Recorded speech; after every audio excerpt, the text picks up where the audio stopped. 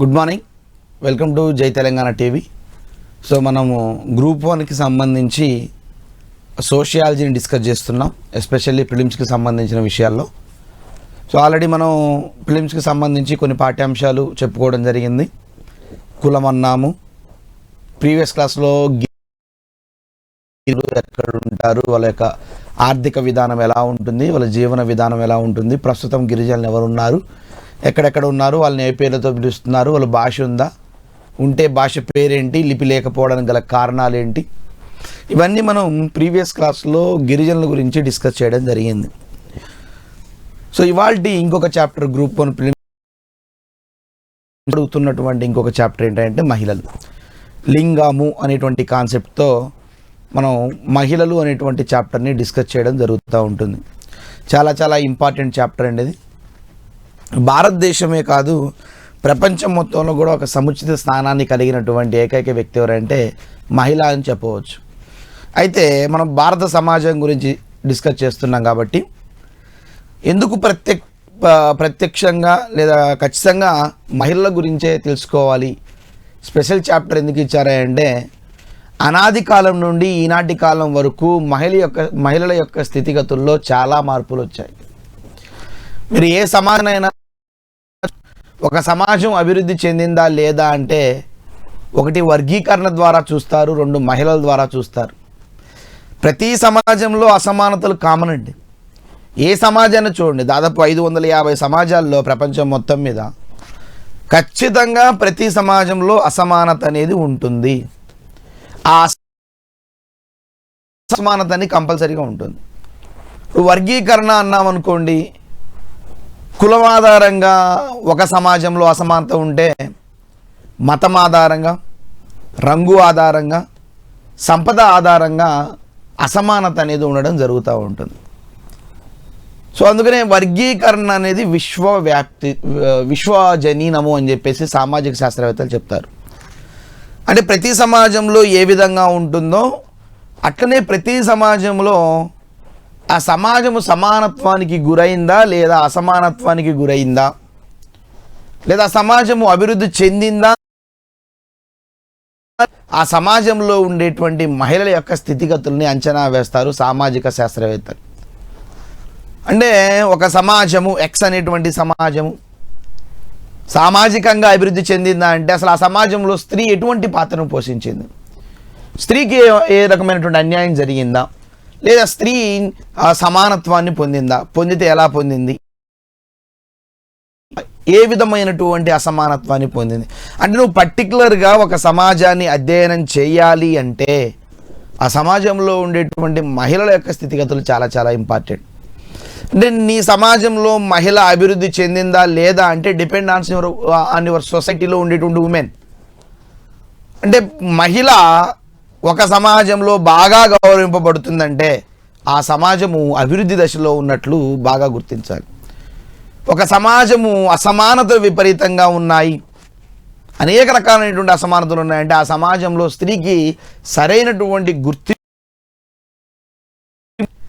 నేను ఈ చాప్టర్ని ఎందుకు తీసుకున్నానంటే మరి భారతదేశంలో ప్రాచీన కాలం నుండి ఇవాల్టి వరకు కూడా మహిళల యొక్క స్థితిగతులు ఎలా ఉన్నాయి, సింధు నాగరికత కంటే ముందు ఎలా ఉంది, సింధు నాగరికత తర్వాత ఎలా ఉంది, ఈ దేశంలోకి ఆర్యులు ప్రవేశించిన తర్వాత హిందూ మతం వచ్చిన తర్వాత హిందూ మతంలో స్త్రీ అంతస్తు ఎలా ఉంది, ఇతిహాస కాలము, రామాయణ మహాభారత 2 కావ్యాలు మనకు అందుబాటులో ఉన్నాయి, వాటిని ఇతిహాసాలు అని పిలుస్తారు. ఆ ఇతిహాసాలలో రామాయణంలో స్త్రీలకు ఎటువంటి గౌరవం ఉంది, మహాభారతంలో స్త్రీలకు ఎటువంటి గౌరవం ఉంది. అంటే రామాయణ మహాభారతంలో స్త్రీలకు గౌరవింపబడారంటే ఆ ఇతిహాసాల సమాజం చాలా అభివృద్ధి చెందిందని చెప్పుకోవచ్చు. హిందూ మతంలో స్త్రీకి మంచి సమానత్వం ఉందంటే హిందూ మతము అభివృద్ధి చెందిందని చెప్పుకోవచ్చు. అంటే ఒక్కొక్క మతానికి సంబంధించినటువంటి విధానాన్ని తీసుకొని ఆ మతంలో స్త్రీకి ఎంత ఇంపార్టెన్స్ ఇచ్చారని చూస్తాం. హిందూ మతాన్ని చూస్తాం, ఇస్లాం మతాన్ని చూస్తాం, క్రైస్తవ మతాన్ని చూస్తాం, బౌద్ధ మతాన్ని చూస్తాం, సిక్కు మతాన్ని చూస్తాం, జొరాస్ట్రియన్స్ మతాన్ని, పార్సీ మతాన్ని కూడా చూడడం జరుగుతూ ఉంటుంది. అంటే ఒక్కొక్క సమాజంలో ఒక్కొక్క మతంలో అసలు ముందు మతత్వాన్ని ఇచ్చింది. ఇప్పుడు మీకు చిన్న ఎగ్జాంపుల్ చెప్తాను. విద్య అనేటువంటి కాన్సెప్ట్ వచ్చింది. ఫర్ ఎగ్జాంపుల్ మనకు చాతుర్వర్ణ వ్యవస్థలో ద్విజులు అనేటువంటి కాన్సెప్ట్ ఉంది. ఇప్పుడు ద్విజులు అనే కాన్సెప్ట్ మనం ఒకసారి గమనించినట్లయితే, ద్విజులు అంటే విద్యకు అర్హులను ద్విజులు అని పిలుస్తారు, లేదా ఉపనయనానికి అర్హులను ఏమని పిలుస్తారంటే ద్విజులు అని పిలుస్తారు. ద్విజులు క్యాండిడేట్స్ ఎవరో గమనించాలి. ద్విజులకి ఆపోజిట్ వర్డ్ ఏకజులు, కాబట్టి ఏకజులు క్యాండిడేట్ని గమనించాలి. ఇప్పుడు ద్విజుల్లో ఎవరున్నారు? ఇప్పుడు బ్రాహ్మణ, క్షత్రియ, వైశ్య పురుషులు మాత్రమే విద్యకు అర్హులన్నాను చాతుర్వర్ణ వ్యవస్థలు. ఇప్పుడు బ్రాహ్మణ, క్షత్రియ, వైశ్య పురుషులు మాత్రమే విద్యకు అర్హులైతే వాళ్ళని ద్విజులు అన్నామంటే ఇక్కడ ఎవరు అర్హులు లేరు విద్యకు? మహిళలు అర్హులు లేరు అని చెప్పుకోవచ్చు. అంటే ద్విజులు అనే కాన్సెప్ట్లో చాతుర్వర్ణ వ్యవస్థలో విద్యకు పనికిరాని వాళ్ళుగా ఇది అసమానత. ఇటువంటి అసమానతలను మనం మతాల వారీగా విధానాలు, ఒక్కొక్క విధానాన్ని తెలుసుకుంటూ ఉంటాం. ద్విజుల కాన్సెప్ట్లో స్త్రీలకి విద్య అంటే వాళ్ళు ఆ సమాజం వెనుకబడిందని చెప్పవచ్చు. ఏ సమాజంలో అయితే వర్గీకరణ సమానంగా ఉండి, ఏ సమాజంలో అయితే మహిళలకు సముచిత స్థానం ఉంటుందో ఆ సమాజము అభివృద్ధి చెందినట్లుగా మనకి చరిత్రకారులు చెప్తూ ఉంటారు. మరి ఈ సమాజంలో వరకు అటువంటి సమానత్వం ఉందా అంటే ఆ ఉందా లేదా అనేది మనం డిస్కస్ చేయాలి. అనేక రకాల హోదాలు, హెచ్చుతగ్గులు, కొన్ని ప్రదేశాల్లో మహిళలను గౌరవంగా చూడడం, కొన్ని ప్రదేశాల్లో మహిళలను చాలా హీనంగా చూడడం, రాజకుటుంబాల్లో ఉన్న మహిళలను గౌరవప్రదంగా చూడడం, తక్కువ కులానికి అని పేరు పెట్టి తక్కువ కులానికి సంబంధించినటువంటి స్త్రీల యొక్క హోదాను, స్థాయిని తగ్గించేటువంటి విధానాన్ని మనం గమనించాలి. అంటే నీ యొక్క డివిజన్ అనేది కూడా వర్గానికి సంబంధించిన స్త్రీలను ఒక విధంగా చూస్తున్నావు, క్షత్రియ స్త్రీలను ఒక విధంగా చూస్తున్నావు, వైశ్య స్త్రీలను ఒక విధంగా చూస్తున్నావు, శూద్ర స్త్రీలను ఒక విధంగా చూస్తున్నావు, ఓవరాల్గా కొన్ని చూస్తూ ఉన్నావు. అసమానత, ఒక రకమైనటువంటి అసమానతతో చూస్తూ ఉన్నావు. సో నేను ఇప్పుడు ఏం చేస్తానంటే, మొట్టమొదటిగా హిందూ మతంలో, అంటే హిందూ మతాన్ని తీసుకుంటే హిందూ మతంలో ప్రాచీన కాలంలో స్త్రీ అంతస్తు ఎలా ఉంది? నేను ఆర్యులు భారతదేశం మతాన్ని ప్రవేశపెట్టారు. సో వైదిక మతమే కొన్ని మార్పులకు లోనై హిందూ మతంగా మారింది, అంతే. సో హిందూ మతంలో మొట్టమొదటిగా స్త్రీ అంతస్తు ఎలా ఉందో గమనిద్దాం. హిందూ మతాన్ని నేను రెండు భాగాలుగా తీసుకున్నాను. ఒకటి ఋగ్వేద కాలము, రెండు మలివేద కాలము. హిందూ మతంలోనే రెండు రకాల కాలాలు, అంటే ఒక కాలంలో సమానత్వాన్ని, మరొక కాలంలో అసమానత్వాన్ని చూస్తాం. ఫర్ ఎగ్జాంపుల్ ఋగ్వేద కాలము 1500 BC అండి. ఋగ్వేద అంతస్తు ఎలా ఉందో చూసుకున్నట్లయితే, ఆ ఋగ్వేద కాలంలో భార్యాభర్తలిద్దరూ కూడా కలిసి యజ్ఞయాగాలు చేసినట్లుగా మనకు ఋగ్వేద కాలం చెప్తా ఉంది. ఇద్దరూ కలిసి అంటే ఆ సమాజంలో మహిళకు సమానత్వం ఉందనే చెప్పాలి. ఎందుకంటే వంటింటికే పరిమితమైనటువంటి స్త్రీని బయటికి రానివ్వదు భారతీయ సమాజం. అటువంటిది ఋగ్వేద కాలంలో ఇద్దరు యజ్ఞయాగాలు చేశారు, భార్యాభర్తలు ఇద్దరు యజ్ఞయాగాలు చేశారు, అనేక రకాల క్రతువులు నిర్మించారు.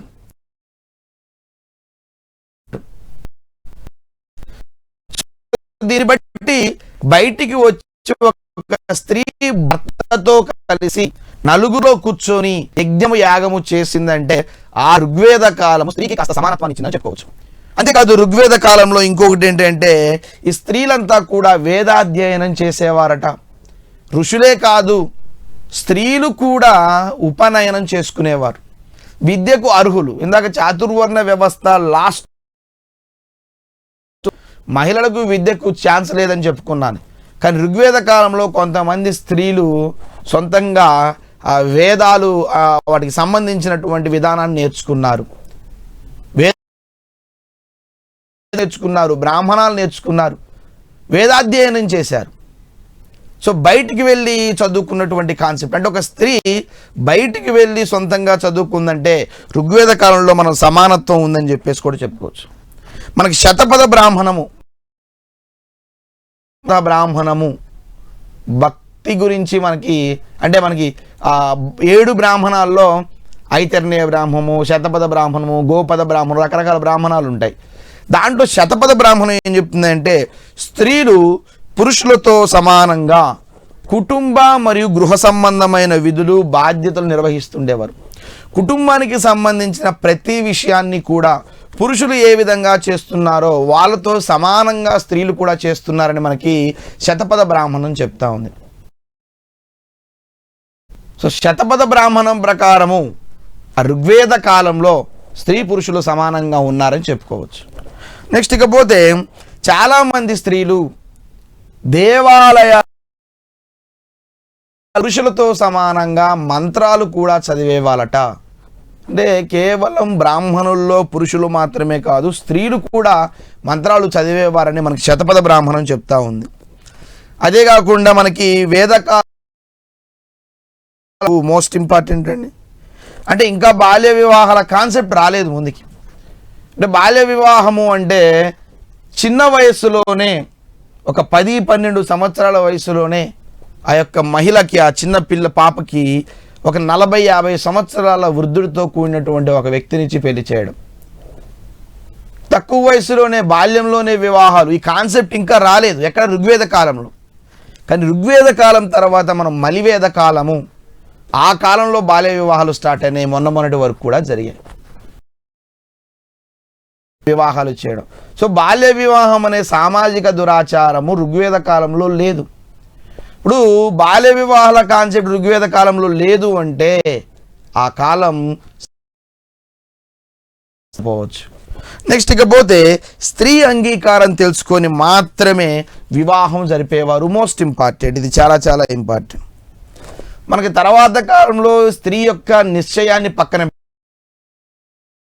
ఇష్టం ఉందా లేదా ఆ వ్యక్తి అంటే కనుక్కోకుండా తండ్రి యొక్క ఇష్టానుసారము, తల్లిదండ్రుల యొక్క ఇష్టానుసారం వివాహాలు జరిగినటువంటి కాలం భారతదేశ కాలం. కానీ ఋగ్వేద కాలంలో పెళ్లి చేయాలి అంటే ముందు ఆ స్త్రీకి ఆ వరుడు ఇష్టమా కాదా అనేటువంటి ఎన్నుకునే స్వేచ్ఛ ఉందన్నమాట. ఇప్పుడు ఎన్నుకునే స్వేచ్ఛ ఇచ్చామంటే ఖచ్చితంగా ఎవరికి స్వతంత్రం ఇచ్చినట్లు, ఎవరికి సమానత్వం ఇచ్చినట్లు, మహిళలకు సమానత్వం ఇచ్చినట్లుగా చెప్పుకోవచ్చు. ఇప్పుడైతే మహిళలకి సమానత్వ హోదాని అభివృద్ధి చెందుకుంటూ వెళ్తుంది. అందుకని ఋగ్వేద కాలంలో ఎటువంటి అసమానతలు లేవు. ఎస్పెషల్లీ ఈ యొక్క స్త్రీకి అసమానత లేదని చెప్పుకోవచ్చు. ఇంకోటి, ప్రతి స్త్రీ కూడా ఏకపత్ని వ్రతాన్ని, ఇంకా బహుభార్యత్వము రాలేదు, బహుభర్తృత్వం అనే కాన్సెప్ట్ రాలేదు, వ్యభిచారానికి సంబంధించిన సెంటెన్స్ ఇంకా మనకి యాడ్ కాలేదు. ఈ కాలతనే దేవుడిగా ఒక రకమైన విధిగా భావించేదని మనం చెప్పుకోవచ్చు అన్నమాట. అంటే ఓవరాల్గా ఇప్పుడు నేను చెప్పినటువంటి ఋగ్వేద కాలంలో స్త్రీకి సమానత్వ హోదా ఇచ్చారనే చెప్పుకోవచ్చు. ఈక్వల్ రైట్స్ ఇచ్చారు స్త్రీకి, ఎక్కడ అసమానత కనిపించలేదు. బయటికి వెళ్ళి చదువుకుంది, ఉపనయనం చేసింది, మంత్రాలు చదివింది, స్త్రీకి స్వేచ్ఛ ఇచ్చారు. దీన్ని బట్టి బాల్య వివాహాలు లేకపోవడం, ఏదో ఋగ్వేద కాలంలో నామమాత్రం సతి ఉందనేటువంటి స్టేట్మెంట్ ఉంది కానీ అది ఇంకా బలంగా లేదు. బట్ తర్వాత కాలంలో సతి ప్రస్తావన వచ్చింది, తర్వాత కాలంలో వితంతువుల కాన్సెప్ట్ వచ్చింది. అవే సామాజిక దురాచారాలుగా మారి స్త్రీని నేటికి వేధిస్తున్న సమస్యగా తయారయ్యని అని చెప్పుకోవచ్చు. ఇక్కడ ఉండేటువంటి ఈ కాన్సెప్ట్లో ఋగ్వేద కాలాన్ని, హిందూ మతాన్ని గురించి మాత్రమే నేను మాట్లాడుతున్న మిత్రులారు. హిందూ మతం తీసుకున్నాను. ఒకటి ఋగ్వేద కాలము, 2 మలివేద కాలము, తర్వాత ఇతిహాస కాలము, తర్వాత స్మృతుల కాలం. ఋగ్వేద కాలము, తర్వాత మలివేద కాలము, తర్వాత ఇతిహాస కాలము, రామాయణ మహాభారతాల్లో ఎలా ఉన్నారు స్త్రీ, తర్వాత స్మృతుల కాలము, ఎవరైతే మనకి కవులు పండితులు వచ్చారో, మునులు వచ్చారో వీళ్ళు స్త్రీకి సమానత్వాన్ని ఇచ్చారా లేదా దాన్ని స్మృతుల కాలంలో డిస్కస్ చేస్తాం. అంటే మొత్తాన్ని హిందూ మతంలో 4 భాగాలుగా డిస్కస్ చేసుకొని స్త్రీ యొక్క హోదాని డిస్కస్ చేసుకుంటున్నాం. అంటే ఓవరాల్గా ఇప్పుడు చూసినట్లయితే ఋగ్వేద కాలంలో పర్వాలేదు స్త్రీకి. ఋగ్వేద కాలం తర్వాత 1000 BCలో కరెక్ట్గా 500 సంవత్సరాల తర్వాత దీన్ని అధర్వణ వేద కాలము అంటారు. యాక్చువల్లీ మనకి వేదాలు మొత్తం 4 ఉన్నాయండి. ఋగ్వేదము, యజుర్వేదము, సామవేదము, అధర్వణ వేదము. ఒక్కొక్క వేదం ఒక్కొక్క విధానాన్ని తెలియజేస్తూ ఉంటుంది. ఋగ్వేదము ప్రార్థనలు యజ్ఞ తెలియజేస్తుంది. సామవేదము సంగీతాన్ని తెలియజేస్తుంది. అధర్వణ సంబంధించిన మంత్రతంత్రాలన్నీ దీంట్లో ఉన్నాయని అధర్వణ వేదం చెప్తుంది. ఈ అధర్వణ వేద కాలాన్నే చరిత్రకారులు మలివేద కాలంగా పిలిచారు 1000 BC. మలివేద కాలంకి వచ్చేసరికి స్త్రీ యొక్క స్థితిగతులు ఎలా ఉన్నాయో చూడాలి. పూర్తిగా మారాయి. ఋగ్వేద కాలంలో స్త్రీకి స్వేచ్ఛ ఉండేది వివాహానికి. మలివేద కాలంకి వచ్చేసరికి స్వేచ్ఛ లేదు, వంటింట్లోనే పరిమితం. ఋగ్వేద కాలంలో బయటికి వెళ్ళి చదువుకొని వచ్చేది, మలివేద కాలంలో లేదు, వంటింటికే పరిమితం చేశారు. ఋగ్వేద కాలంలో అనేక రకాలైనటువంటి యజ్ఞయాగాలు చేస్తే మలివేద కాలంలో ఆ స్థాయి లేదు, బయట వ్యక్తులు అంటే ఋగ్వేద కాలం నుంచి మలివేద కాలం వచ్చేసరికి స్త్రీ సమానత్వం ఏమైపోతుంది, దిగజారిపోతా ఉంది. ఈ అధర్వణ వేద కాలంలో స్త్రీ జననాన్ని కోరుకునేవాళ్ళు. ఇక్కడ విషయం ఏమిటంటే సంతానం అనేటువంటి కాన్సెప్ట్ వచ్చినప్పుడు ఋగ్వేద కాలం చూసినటువంటి ఋగ్వేద కాలము మలివేద కాలం వచ్చేసరికి స్త్రీ జననాన్ని కోరుకునేవారు కాదు. పుత్రుడు మాత్రమే పున్నమ నరకా నుండి కాపాడుతాడన్నటువంటి ఆ విషయాన్ని బాగా గమనించిన మలివేద కాల ప్రజలు స్త్రీ జననాన్ని ఆడపిల్ల పుడితే మహాపాపంగా పరిగణించడం స్టార్ట్ చేశారు. పరిగణించడమే కాదు, స్త్రీ పుట్టకుండా కేవలం బాలుడు మాత్రమే పుట్టాలని యజ్ఞయాగాలు చేశారు మలివేద కాలంలో. ఆ యజ్ఞాన్ని పుంసవన అని పిలుస్తారు.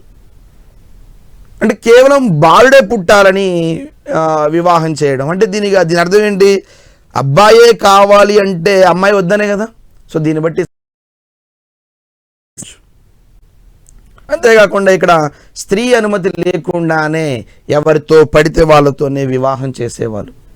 స్త్రీ అనుమతి కరువైందని చెప్పుకోవచ్చు. సో మొత్తం మీద మనకి ఋగ్వేద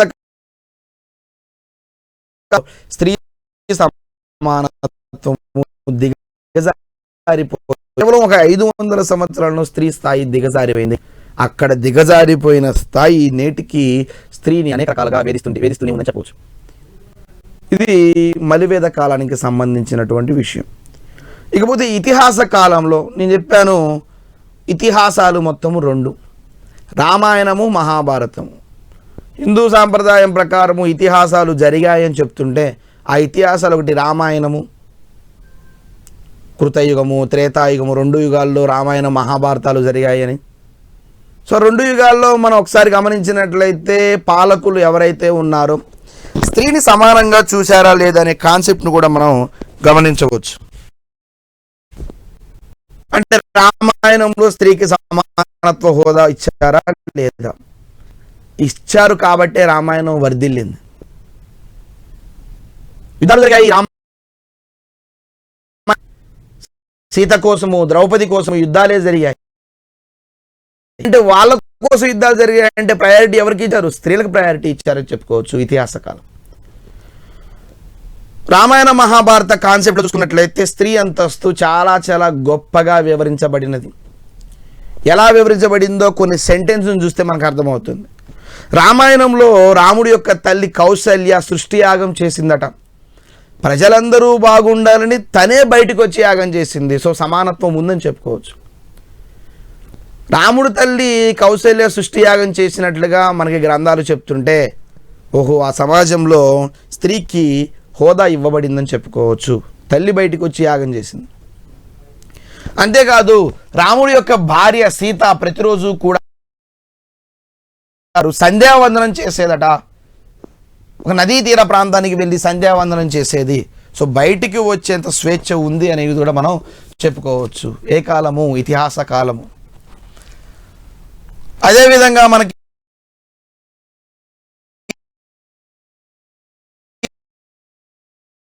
ఉంటారు. దంపతుల వివాహ విషయం ఎవరిలా ఉండాలంటే రాముడు సీతలా ఉండాలి అనేటువంటి కాన్సెప్ట్ని తీసుకొస్తారు. ఏకపత్ని వ్రతులు అనగానే రాముడు గుర్తుతాడు. కారణం ఏంటంటే ఆ సమాజంలో భార్యాభర్తల మధ్య సత్సంబంధాలు అలా ఉండేది. భర్తకి సరైనటువంటి ఆదరణ లభించేది, భార్యకు అంతకంటే ఎక్కువ ఆదరణ లభించేది రాముడి కాలంలో. రాముడు తల్లిని, భార్యని, అనేక రకాల సమాజంలో ఉండేటువంటి ప్రతి ఒక్కరిని కూడా సోదరిలాగా, భార్యని భార్యలాగా, తల్లిని తల్లిలాగా పూజించినట్లుగా మనకి రామాయణం చెప్తా ఉంది. సో దీన్ని బట్టి రామాయణ కాన్సెప్ట్లో మనకి స్త్రీకి అనేక రకాలైనటువంటి విధానం ఇవ్వచ్చు జరిగింది. అంతేకాదు మన గ్రంథాలన్నీ ఒక స్టేట్మెంట్ చెప్తా ఉన్నాయి. ఒక 5 స్త్రీల పేరు పాపకాలు పోతాయట. అంటే ఒక 5 పేర్లు: అహల్య, ద్రౌపది, తార, మండోదరి, సీత. ఈ 5 పేర్లు మానసికంగా తలుచుకుంటే అనేటువంటి స్టేట్మెంట్ని తీసుకొచ్చారంటే వాళ్ళు ఎంత గొప్ప వాళ్ళు చెప్పింది ఇతిహాసం. ఆ 5 పేర్లు తలుచుకునే చాలు పాపాలు పోతాయి. అంటే దీన్ని బట్టి పాపాలు పోతాయో పోవో పక్కన పెడితే స్త్రీల పేర్లు తలుచుకోవడం అనేది చాలా ఇంపార్టెంట్. అంటే వాళ్ళకి ఎంత ఇంపార్టెన్స్ ఇచ్చి ఉంటే ఆ స్థాయికి వచ్చి ఉంటామో మనం కూడా గమనించాలి. సో 5 పేర్లు తలుచుకుంటే మానసికంగా తలుచుకున్నట్లయితే మహాపాతకాలు పోతాయని ఆ యొక్క వ్యక్తులు చాలామంది ఆనాటి వ్యక్తులు భావించేవారు. అదేవిధంగా మనకి స్త్రీలంతా కూడా భర్తలకి, సోదరులందరికీ కూడా మోక్షాన్ని వివరించారు. మోక్షం అంటే అల్టిమేట్గా నువ్వు సాధించేటువంటి విజయం, నీ ఆత్మ పరమాత్మలో కలవడం, నువ్వు నైతికతంగా ఎలా ఉండాలి స్త్రీ చెప్పడం, భర్తకి చెప్పడము, సమాజంలో ఉండేటువంటి యువకులందరికీ లేదా వ్యక్తులందరికీ కూడా నైతికతను బోధించడం. ద్రౌపది అరణ్య పర్వంలో ధర్మరాజుకి, భీముడికి ఎలా ఉండాలి ధర్మరాజుకి, భీష్ముడికి చెప్పినట్టుగా మహాభారతం చెప్తా ఉంది. అంటే ఒక స్త్రీ 2 వ్యక్తులకి, ఎక్కడైనా సమాజంలో స్త్రీని మాట్లాడిచ్చేవారే కాదు, నడవడికి చెప్తా ఉంది, క్యారెక్టరైజేషన్ చెప్తా ఉంది, ఎలా ఉండాలనే కాన్సెప్ట్ని భర్తకు చెప్తుంది, కొడుకులకు చెప్తుంది, అనేక వ్యక్తులందరికీ కూడా చెప్తా ఉంది. సో ఎస్పెషల్లీ ధర్మరాజుకి మరియు భీముడి ఇద్దరికి కూడా నడవడి, నైతికత గురించి సుదీర్ఘంగా వివరించినట్లుగా మనకి ఈ యొక్క మహాభారతం చెప్తా ఉంది. నెక్స్ట్ ఇకపోతే స్త్రీలను గౌరవిస్తే దేవతలను గౌరవించినట్లుగా అని భీష్ముడు మనకి పురాణాల్లో చెప్పాడు. ఇప్పుడు భీష్ముడు ఏమంటున్నాడే అంటే, స్త్రీలను ఎక్కడైతే గౌరవిస్తావో అక్కడ దేవతలు ఉంటారు అన్నట్లుగా. అంటే ఒక స్త్రీకి ఇచ్చారు, ఒక స్త్రీని దేవతగా పోల్చి చూశారు. అంటే ఇది చాలా చాలా గొప్ప విషయం అని మనం భావించవచ్చు, సమానత్వం భావించవచ్చు. భీష్ముడు ఇంకొక మాట కూడా అంటాడు, ఎక్కడైతే స్త్రీ దుంకిస్తుందో మొత్తం ప్రపంచం నాశనానికి గురవుతుందని భీష్ముడు అంటూ ఉంటాడు. సో ఆమె కళ్ళమంటి నీరు కూడా రాకుండా ఉండాలి, ఆమె బాధ పెట్టొద్దు, ఇబ్బంది పెట్టొద్దు అని చెప్పేసి మనకి కాన్సెప్ట్లో మనకి ముఖ్యంగా ఇతిహాసాల్లో చెప్పడం జరుగుతూ ఉంటుంది. ఇకపోతే ఇతిహాసాల్లో ఇంకొక కాన్సెప్ట్ స్వయంవరం ఉండేది. మీ అందరికీ తెలుసు, రామాయణంలో రాముడు సీత యొక్క వివాహం స్వయంవరం దగ్గరే జరిగింది. అంటే స్వయంవరము అంటే స్వయంగా వరుణ్ణి ఎన్నుకోవడం, దట్స్ ఆల్. అంటే స్త్రీకి పూర్తి స్వేచ్ఛ, ఎవరి ఇబ్బందులు లేకుండా, దాన్ని ఏమంటారు, ఎవరికి ఒత్తిడి కలగకుండా తన ఇష్టం వచ్చిన వ్యక్తిని ఎన్నుకునేదాన్నే స్వయంవరం అంటారు. అందుకనే సీతా స్వయంవరం రామాయణంలో చాలా చాలా కీలక పాత్ర పోషిస్తుంది. మొల్ల రామాయణాన్ని మీరు గమనించండి, మొల్ల రామాయణంలో సీతా స్వయంవరం చాలా చక్కగా వివరించబడినది, మనకి చాలా చాలా ఇంపార్టెంట్. సో దీన్ని బట్టి మనం చూసినట్లయితే భీష్ముడు ఇంకొక మాట కూడా చెప్పాడు, యుద్ధాల్లో ఒకవేళ రాజు చనిపోతే ఆ రాజుకు కుమారుడు లేకపోతే ప్రకటించాలి, అంటే పరిపాలన అని చెప్పేసి మనకి ఈ యొక్క పురాణాలు ముఖ్యంగా ఈ యొక్క చెప్పుకోవచ్చు. అంటే ఓవరాల్గా ఇప్పుడు నేను చెప్పిన ఈ కాన్సెప్ట్లో రామాయణ మహాభారతాల్లో స్త్రీకి స్వేచ్ఛ ఉందా లేదా అంటే 100కి 100% స్త్రీకి స్వేచ్ఛ ఉందని చెప్పుకోవచ్చు. ఋగ్వేద కాలంలో స్త్రీకి స్వేచ్ఛ ఉంది, మలివేద కాలంలో లేదు, ఇతిహాస కాలంలో స్త్రీకి పూర్తి స్వేచ్ఛ ఇవ్వబడింది. ఇతిహాస కాలం తర్వాత హిందూ మతంలో మనం గమనించాల్సిన విషయం ఏంటంటే, స్మృతుల కాలంలో ఆ గురువులు మునులు ఎవరైతే ఉన్నారో వాళ్ళు స్త్రీలను గౌరవించాలా వద్దా అంటే ఒక్కొక్కరు ఒక్కో విధానం చెప్పారు. ఒకళ్ళేమో స్త్రీని ఎప్పుడూ కూడా గౌరవంగా చూడాలి, స్వేచ్ఛా స్వాతంత్రాలు ఇవ్వాలని కొంతమంది వ్యక్తులు చెప్తే, మరికొంతమంది కవులు ఏమంటున్నారంటే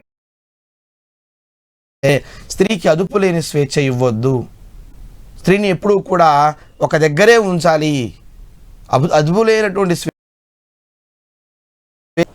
వాత్సాయనుడు అంటున్నాడు స్త్రీకి అదుపులేని స్వేచ్ఛ స్వాతంత్రం ఇవ్వకూడదని, స్త్రీ ఎప్పుడు పురుషుల లక్షణంలోనే ఉండాలని, స్త్రీ సమానానికి గురి కాదు అని చెప్పేసి వాత్సాయనుడు చెప్తున్నాడు. కామసూత్రాలు రచించినటువంటి వ్యక్తి వాత్సాయనుడు. ఏమంటాడంటే స్త్రీకి ఒక్కొక్కటి అభిప్రాయం చెప్తున్నాను. ఒక ఆయన ఈక్వల్గా ఉండాలంటున్నాడు, ఇంకొక ఆయన అవసరం ఈక్వల్గా ఉండొద్దు అంటున్నాడు. వాత్సాయనుడు ఏమన్నాడు, స్వేచ్ఛా స్వాతంత్రం ఇవ్వద్దు స్త్రీకి, విపరీతమైన స్వేచ్ఛా స్వాతంత్రం ఇస్తే నీ మనుగడకే ముప్పు అంటాడు వాత్సాయనుడు. నెక్స్ట్ ఇకపోతే మనకి ఎక్కువగా స్మృతుల కాలంలో నియోగ పద్ధతి అనేటువంటి ఒక కాన్సెప్ట్ ఉందండి. భర్త మరణిస్తే ఆ భర్త యొక్క సోదరుణ్ణి ఆ చనిపోయినట్టు భార్య పెళ్లి చేసుకోవడాన్ని ఏమని పిలుస్తారంటే నియోగ పద్ధతి అని పిలుస్తారు. మనము దేవర న్యాయము అంటాం, ఎక్కువగా దేవర న్యాయము అని పిలుస్తాం.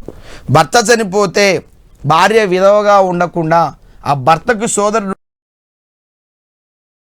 ఈ యొక్క వ్యక్తిని పిచ్చి పెళ్లి చేయడాన్ని నియోగ పద్ధతి మనం అంటే వితంతువుగా ఉండకుండా చేయడం అనేది కూడా మనం చెప్పుకో.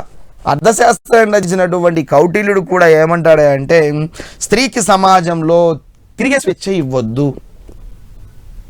ఎవరు చెప్తున్నారు? కౌటిల్యుడు చెప్తున్నాడు. సమాజంలో తిరగడాన్ని పూర్తిగా వ్యతిరేకించిన వ్యక్తి ఎవరంటే కౌటిల్యుడు. అంతేకాకుండా విడాకులు కానీ వితంతు పునర్వివాహాలు కానీ ఇవి రెండూ కూడా ఉండొద్దు అంటున్నాడు కౌటిల్యుడు. ఎందుకన్నాడు అనేది మనకు అనవసరం, కానీ మొత్తానికైతే స్వేచ్ఛ అనేది ఎక్కువగా ఇవ్వద్దు అంటున్నాడు. విడాకుల కాన్సెప్ట్ ఇవ్వద్దు, ఇద్దరు విడిపోవద్దు. ఎందుకంటే హిందూ మతం ఏం చెప్తుందంటే ఇది 7 జన్మల బంధం అని చెప్తా ఉంటుంది. 7 జన్మల వరకు ఇతనే నీ భర్త, ఇతనే నీ భార్య, ఈమె నీ భార్య. సో ఆటోమేటిక్గా నువ్వు విడాకులు అనేవే ఉండొద్దు. వితంతు పునర్వివాహాలు జరపొద్దు, తిరిగి వేరే వాళ్ళకి ఇచ్చి పెళ్లి చేసే విధానాన్ని తీసేయాలి. దీని ఆ వితంతు పునర్వివాహాలని కూడా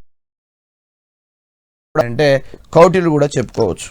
సో ఈ విధంగా మనం ఒకసారి స్మృతుల కాలం కూడా కాస్త దిగజారిపోయిందని చెప్పుకోవచ్చు. అంటే ఓవరాల్గా బాగా ఉన్నటువంటి కాలం ఏంటంటే ఇతిహాస కాలం అని చెప్పుకోవచ్చు. ఇతిహాస కాలంలో ఇచ్చినటువంటి స్వేచ్ఛా స్వాతంత్రము మరి ఏ కాలంలో కూడా స్త్రీకి ఇవ్వలేదని చెప్పుకోవచ్చు. ఇదంతా ఓవరాల్గా హిందూ మతానికి సంబంధించిన విషయం. ఇవాళకి గ్రామాల్లో మీరు గమనించండి, స్త్రీని బయటికి రానివ్వరు, వంటింటికే పరిమితం చేస్తూ ఉంటారు, బయట వ్యక్తులతో మాట్లాడనివ్వరు. అన్ని సమాజాల్లో ఉందండి, ఒక హిందూ సమాజంలోనే కాదు, ముస్లింలో ఉంది, క్రైస్తవంలో ఉంది, సిక్కుల్లో ఉంది. వరకట్న సమస్య సిక్కుల్లో విపరీతంగా ఉంది. ఈ హిందూ మతానికి సంబంధించినటువంటి ఓవరాల్ థియరీ, ఓవరాల్గా మీరు చూసుకున్నట్లయితే హిందూ మతంలో ఒక ఇతిహాస కాలము ఋగ్వేద కాలంలో బాగుంది, మలివేద కాలము లేదా అధర్వణ వేద కాలము, స్మృతుల కాలం సమానత్వాలు తగ్గాయని చెప్పుకోవచ్చు. ఒక మతం ఏంటంటే బౌద్ధ మతము. బౌద్ధ సన్యాసులు స్త్రీకి పూర్తి స్వేచ్ఛా స్వాతంత్రాన్ని ఇచ్చారు. గౌతమ బుద్ధుడు సమానత్వాన్ని బోధించాడు. సన్యాసులుగా పురుషులే కాదు స్త్రీలు కూడా ఉండొచ్చు అని చెప్పాడు గౌతమ బుద్ధుడు. అదే కాకుండా మనకి స్త్రీలలో సమాజంలో కనబడకుండా చేసే విధానం ఉండకూడదని బౌద్ధ మతం చెప్తుంది. బౌద్ధ మతం ఓవరాల్గా ఏమంటుందంటే స్త్రీ పురుషులు ఇద్దరూ కూడా సమానమే, అన్ని రకాలుగా సామాజికంగా, ఆర్థికంగా, రాజకీయంగా, సంస్కృతి పరంగా. పురుషుడు ఏది చేస్తే స్త్రీ కూడా దాన్ని చేయొచ్చు. పురుషుడు చదువుకుంటే స్త్రీ చదువుకోవాలి, పురుషుడు బయట తిరిగితే స్త్రీ కూడా బయట తిరగాలి, పురుషుడు వ్యాపారం చేస్తే స్త్రీ కూడా వ్యాపారం చేయాలి, అయితే స్త్రీ కూడా సన్యాసాన్ని తీసుకుని మోక్షంకి వెళ్ళొచ్చు. ఏ మతం చెప్తుంది? బౌద్ధ మతం చెప్తుంది. అంటే ఓవరాల్గా మనకు బౌద్ధ మతం ఎప్పుడు కూడా సమానత్వాన్ని చెప్పిందండి, అసమానత్వాన్ని చెప్పలేదు ఎక్కువ. తర్వాత శాఖల్లో మార్పులు వచ్చి వేరే వేరే తయారయ్యాయి, కానీ ఓవరాల్గా మన గౌతమ బుద్ధుడు ప్రవేశపెట్టినటువంటి ఈ బౌద్ధ మతం అనేది స్త్రీకి పూర్తి స్వేచ్ఛ సమానత్వం ఉందని చెప్పుకోవచ్చు. ఇకపోతే ఇస్లాం మతాన్ని చాలా చాలా ఇంపార్టెంట్గా మనం గమనించాలి. ఇస్లాం మతము కాస్త రకమైనటువంటి అసమానత ఉందని చెప్పుకోవచ్చు. ఇస్లాం మతంలో బుర్కా లేదా పర్దా పద్ధతి అమల్లో ఉంటుంది. ఒక స్త్రీని కనపడకుండా ఒక రకమైనటువంటి ముసుగు వేసే విధానం ఉందని చరిత్రకారులు చెప్తా ఉన్నారు. ఇది స్త్రీకి అసమానత్వమే. సరే, మతం చెప్పింది అది వేరు విషయం. బట్ సామాజిక శాస్త్రవేత్తలు ఏం గమనిస్తారే అంటే, ఎందుకు మీరు అలా పరదా పద్ధతిని వేస్తున్నారు, బయటికి ఎందుకు రానివ్వట్లేదు, జీవితకాలంలో తన తండ్రిని తన బాబాయిని తన కొడుకును మాత్రమే చూడాలని ఇస్లాం చెప్తా ఉంటుంది, బయట వ్యక్తిని చూడొద్దు. సో వీటన్నిటినీ కూడా చాలామంది చరిత్రకారులు విమర్శించారు. సో ఇస్లాం మతంలో కూడా స్త్రీకి అసమానత్వమైనటువంటి హోదా ఉందని చెప్పుకోవచ్చు. ఇస్లాం మతంలో కూడా శిశువుల్ని హీనంగా చూడడం, మగపిల్లలు మాత్రమే ఆప్యాయంగా చూడడం అనేటువంటి కాన్సెప్ట్ ఉండడం అనేది చాలా దురదృష్టకరమని చరిత్రకారులు చెప్తా ఉన్నారు. ఇదే కాన్సెప్ట్ హిందూ మతంలో కూడా ఉందండి. ఇందాక మనం చెప్పుకున్నాం పుంశవన, ఆడపిల్ల పుట్టొద్దనే కోరుకుంటున్నారు వాళ్ళు. హిందువులు ఆడపిల్ల పుట్టొద్దని కోరుకున్నటువంటి కాలం అధర్వణ వేద కాలం, దాన్ని మలివేద కాలం అన్నారు. ఇక్కడ కూడా వీళ్ళు ఏమంటున్నారంటే, స్త్రీ పురుషుల మధ్య భేదాన్ని గమనించినట్లయితే స్త్రీ కన్నా హైయెస్ట్ ప్రయారిటీ పురుషులకే ఇస్తున్నారు. That's all. సో ఈ కాన్సెప్ట్తో మనం ఇంకోటి, కాకపోతే ఇస్లాంలో ఒక గొప్ప సిద్ధాంతం ఉంది, మోస్ట్ ఇంపార్టెంట్. ఏ మతము చేయనటువంటి సాహసం ఇస్లాం చేసింది. ఏంటంటే, స్త్రీకి ఆస్తిలో వాటా ఇచ్చే హక్కును కల్పించింది ఇస్లాం మతం. ఇతర లేకపోవడం, బట్ ఇక్కడ మనకి ఇస్లాం మతంలో స్త్రీకి ఆస్తి హక్కును కల్పించాడు మహమ్మద్ ప్రవక్త. అందుకని కేఎం కపాడియా అనేటువంటి వ్యక్తి ఏమంటాడే అంటే, ఇస్లాం మతం చేసినటువంటి గొప్ప గొప్ప సంస్కారాల్లో ఇదొక చాలా గొప్ప సంస్కారం అని చెప్పేసి కేఎం కపాడియా మహమ్మద్ ప్రవక్తను చెప్తా ఉంటాడనమాట. పురుషుడికి ఏ విధంగా అయితే ఆస్తిలో ఓటా హక్కు ఉంటుందో స్త్రీకి కూడా ఉండాలి. అలా ప్రవేశపెట్టింది ఏంటంటే ఇస్లాం అని చెప్పుకోవచ్చు. ముస్లిం స్త్రీకి విడాకులు కోరే స్వేచ్ఛ కూడా ఉంది. మనం తలాక్ అని పిలుస్తాం. ఈ మధ్య బాగా మనం చూసాం ట్రిపుల్ తలాక్ అన్నాం. యాక్చువల్లీ తలాక్ అనే కాన్సెప్ట్ మీరు గమనించినట్లయితే యాజ్ ఏ సోషియాలజీ ప్రకారం తలాక్ అనేది దాన్ని ఏమంటారు, ముస్లిం లా. ఆ ముస్లిం లా ప్రకారం తలాక్ అనేది 3 రకాలుగా ఉంటుంది. తలాక్ ఏ హసన్, తలాక్ ఈ హసన్, తలాక్ ఉల్ బదై వివరించబడ్డాయి. 2 తురుహు కాలంలో ఉంటే తలాక్ ఏ హసన్, 3 తురుహు కాలంలో ఉంటే తలాక్ ఈ హసన్, ఒకే తురుహు కాలం లోపల ఏకదాటిగా 3 సార్లు పలికితే తలాక్ ఉల్ బదై, ట్రిపుల్ తలాక్గా పిలుస్తూ ఉంటారు. మనం ఈ మధ్య నరేంద్ర మోడీ గవర్నమెంట్ దీని మీద యాక్ట్ కూడా తీసుకురావడం జరిగింది. అంటే ఇస్లాం మతంలో విడాకులు తీసుకునేటువంటి అధికారం కూడా ఉంది. ఏ మతంలో లేదండి. హిందూ మతంలో అయితే లేనే లేదు, విడాకులకు చోటే లేదు. మరి చోటు లేనప్పుడు హిందువులు పెళ్లి చేసుకున్న తర్వాత విడాకులు తీసుకుంటున్నారు కదా సార్, ఎలా అంటే ఎలా ఏం లేదండి. రాజ్యాంగం ప్రకారం చట్టాన్ని గుర్తించుకున్నాం. వరకట్న నిషేధ చట్టము, ఏ విధంగా ఉన్నాయి, ఇక్కడ విడాకుల చట్టాన్ని కూడా తెచ్చుకున్నాం. ఆ చట్టం ప్రకారం విడాకులు తీసుకున్నాం అంతే. బట్ హిందూ మతంలో అయితే విడాకులు నిషిద్ధం. బట్ ఇస్లాం మతంలో విడాకులు తీసుకుని పురుషుడు కూడా ఇచ్చేటువంటి హక్కు ఉందని చెప్పుకోవచ్చు అనమాట. ఓకేనా. నెక్స్ట్ ఇకపోతే అన్యాయపు విడాకులు. ఇప్పుడు చాలామంది పురుషులు 3-4 పెళ్ళిళ్ళు చేసుకుంటారు.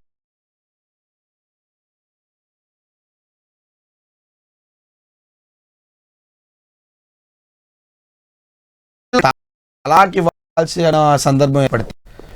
ఇస్లాం ఏం చేసిందంటే మెహర్ రూపంలో అన్యాయపు విడాకుల చట్టాన్ని చేసింది. మెహర్ అంటే ఇచ్చే భరణము.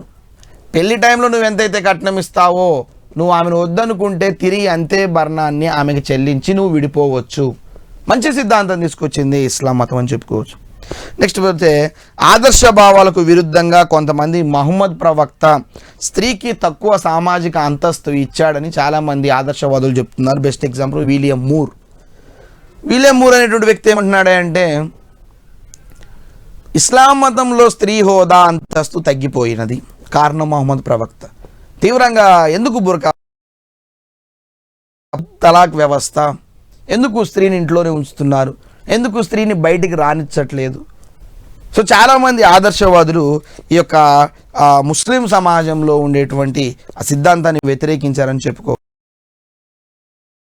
అంటే ఏఆర్ సయీద్ అనేటువంటి వ్యక్తి ప్రకారము ఇండియాలోని ముస్లిం స్త్రీలు వాస్తవానికి పురుషుడితో పాటు సమానమైన హక్కులు కలిగి ఉన్నప్పటికీ స్త్రీ సామాజిక అంతస్తు ఏమాత్రము మెరుగుపడలేదు. భారతదేశంలో ముస్లిం సమాజంలో స్త్రీ పురుషులు ఇద్దరే అయినప్పటికీ కూడా హయ్యెస్ట్ ప్రయారిటీ పురుషులదే ఉంటుంది, లోయెస్ట్ ప్రయారిటీ ఇస్లాం స్త్రీలదే ఉంటుంది. వాళ్ళది ఏమాత్రము మెరుగుపడట్లేదు, కేవలం పురుషాధిపత్యమే నడుస్తుందని మనకి సయీద్ అనేటువంటి వ్యక్తి చెప్తా ఉన్నాడు. సో ఈ విధానం మనకి చాలా చాలా ఇంపార్టెంట్ అనమాట. అంటే నేను చెప్తున్న విషయం ఏంటంటే ఏ సమాజంలోనైనా ఏ మతంలోనైనా ఖచ్చితంగా అసమానతలు ఉన్నాయి. కాకపోతే కొన్ని సమాజంలో ఎక్కువగా ఉన్నాయి, మరి కొన్ని సమాజంలో తక్కువగా ఉన్నాయి. బట్ అల్టిమేట్గా సమాజాల్లో అసమానత అనేది కామన్ అండి, గమనించాల్సిన విషయం ఉంటుందన్నమాట. ఇది మనకుండే మీకున్నటువంటి ఈ విషయాన్ని ఇస్లాం మతం చాలా చాలా ఇంపార్టెంట్. బౌద్ధ మతం ఏదో 1-2 చోట్ల సమానత్వాన్ని ఇచ్చింది, అసమానత్వం ఉంది. ముస్లిం మతం కూడా 1-2 చోట్ల ముఖ్యంగా ఆస్తి హక్కు దగ్గర మంచి సమానత్వాన్ని ఇచ్చింది, మిగిలిన అన్ని విషయాలు అసమానత్వంగా ఉందని చెప్పేసి మనకి చరిత్రకారులు చెప్తూ ఉన్నారు. ఇకపోతే మధ్యయుగంకి వచ్చేసరికి భారతదేశాన్ని 3 యుగాలుగా విభజించారు చరిత్రకారులు. ఒకటోది ప్రాచీన యుగము, రెండోది మధ్యయుగము, మూడోది ఆధునిక యుగంగా.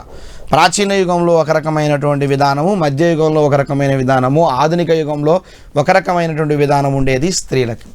మరి మధ్యయుగంకి వచ్చేసరికి స్త్రీల యొక్క సమస్యలు విపరీతమైన తారాస్థాయికి చేరాయని చెప్పుకోవచ్చు. మీరు మధ్యయుగం చూసుకున్నట్లయితే అనేక రకాలైనటువంటి స్త్రీ స్థాయిని తగ్గించిన సమస్యలు మనకు ఎదురవుతూ ఉంటాయి. ఒకటి సతీ సహగమన పద్ధతి,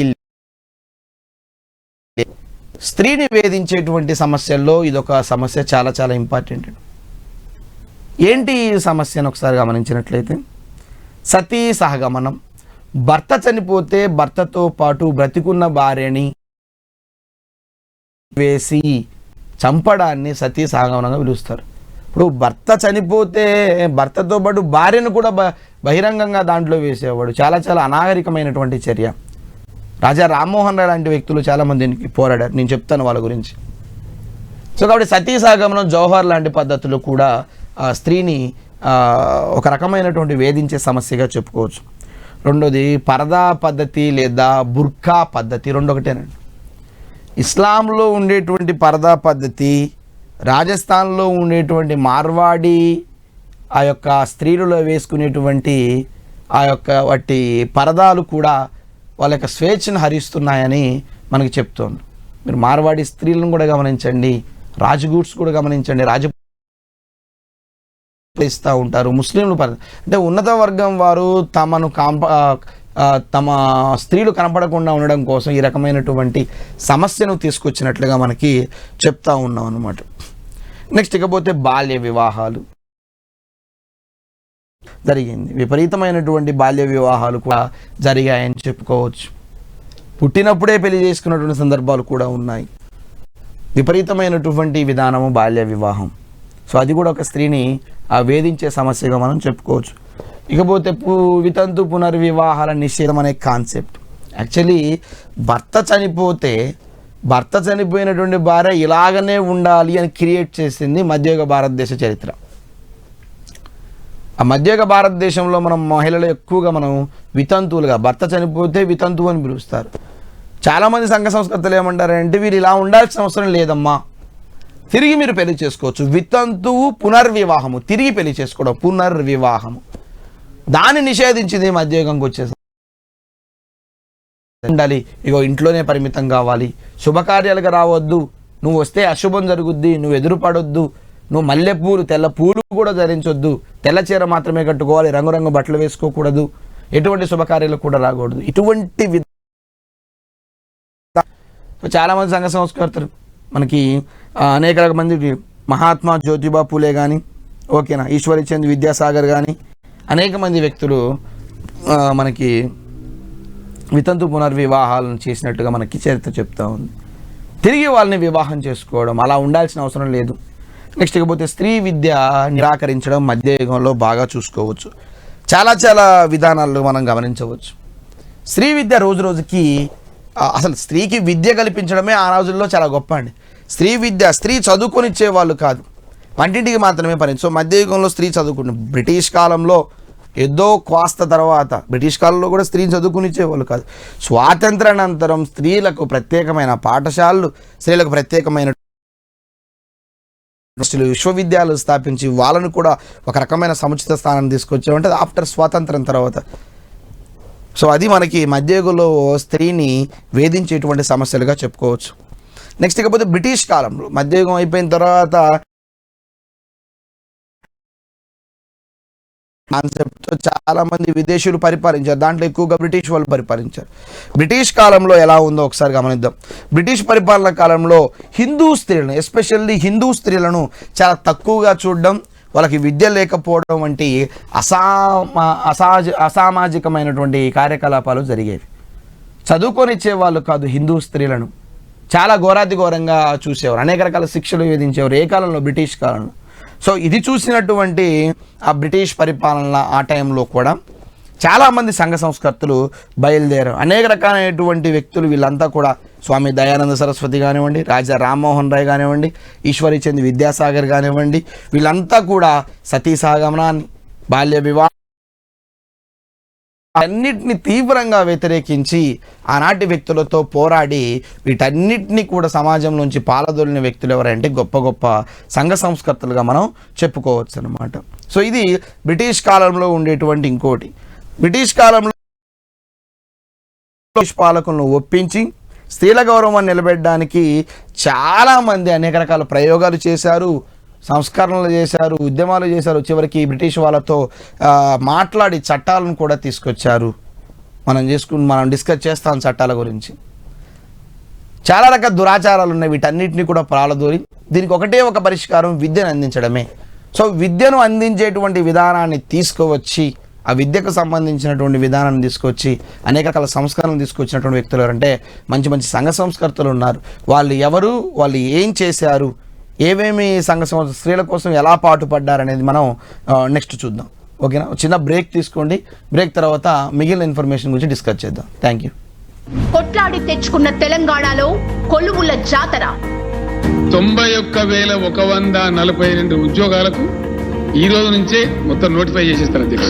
80,039 ఉద్యోగాలకు తక్షణం ఈ రోజు నుంచే సంబంధిత శాఖల నోటిఫికేషన్లు ఇష్యూ అయితే అధ్యక్ష. నోటిఫికేషన్లకే పరిమితం కాదు, ప్రభుత్వ సహకారంతో, విజయం సహకారంతో ముఖ్యమంత్రి గారి కోరిక మేరకు ఒక మంచి కోచింగ్లో అనుభవం ఉన్నటువంటి అధ్యాపకులచే బ్రహ్మాండమైనటువంటి కోచింగ్ రోజు కూడా అనేది చాలా ఇష్టం. దీన్ని అందరూ ఉపయోగించుకోవాలి. బీసీ అభ్యర్థుల అభ్యున్నతికి ప్రభుత్వ తాపత్రయం. మా బీసీ బిడ్డలకు, ఎస్సీ ఎస్టీ రిజర్వేషన్లో మా బడుగు బలహీన వర్గ బిడ్డలకే ఎక్కువ ఉద్యోగాలు వచ్చే అవకాశం. బీసీ సంక్షేమ శాఖ ఆధ్వర్యంలో బీసీ వెల్ఫేర్ డిపార్ట్మెంట్ అన్ని దాని రిజిస్ట్రేషన్ స్టార్ట్ అవుతాయి. ఆన్లైన్లో రిజిస్ట్రేషన్ చేసుకోవాలా. బీసీ స్టడీ సర్కిల్ పర్యవేక్షణలో 1,00,000 మందికి ఆన్లైన్, ఆఫ్లైన్ మరియు శాటిలైట్ ఛానళ్ల ద్వారా కోచింగ్ ఇవ్వబడుతుంది. ప్రచార మాధ్యమాల ద్వారా ఉన్నత ఉచిత శిక్షణ.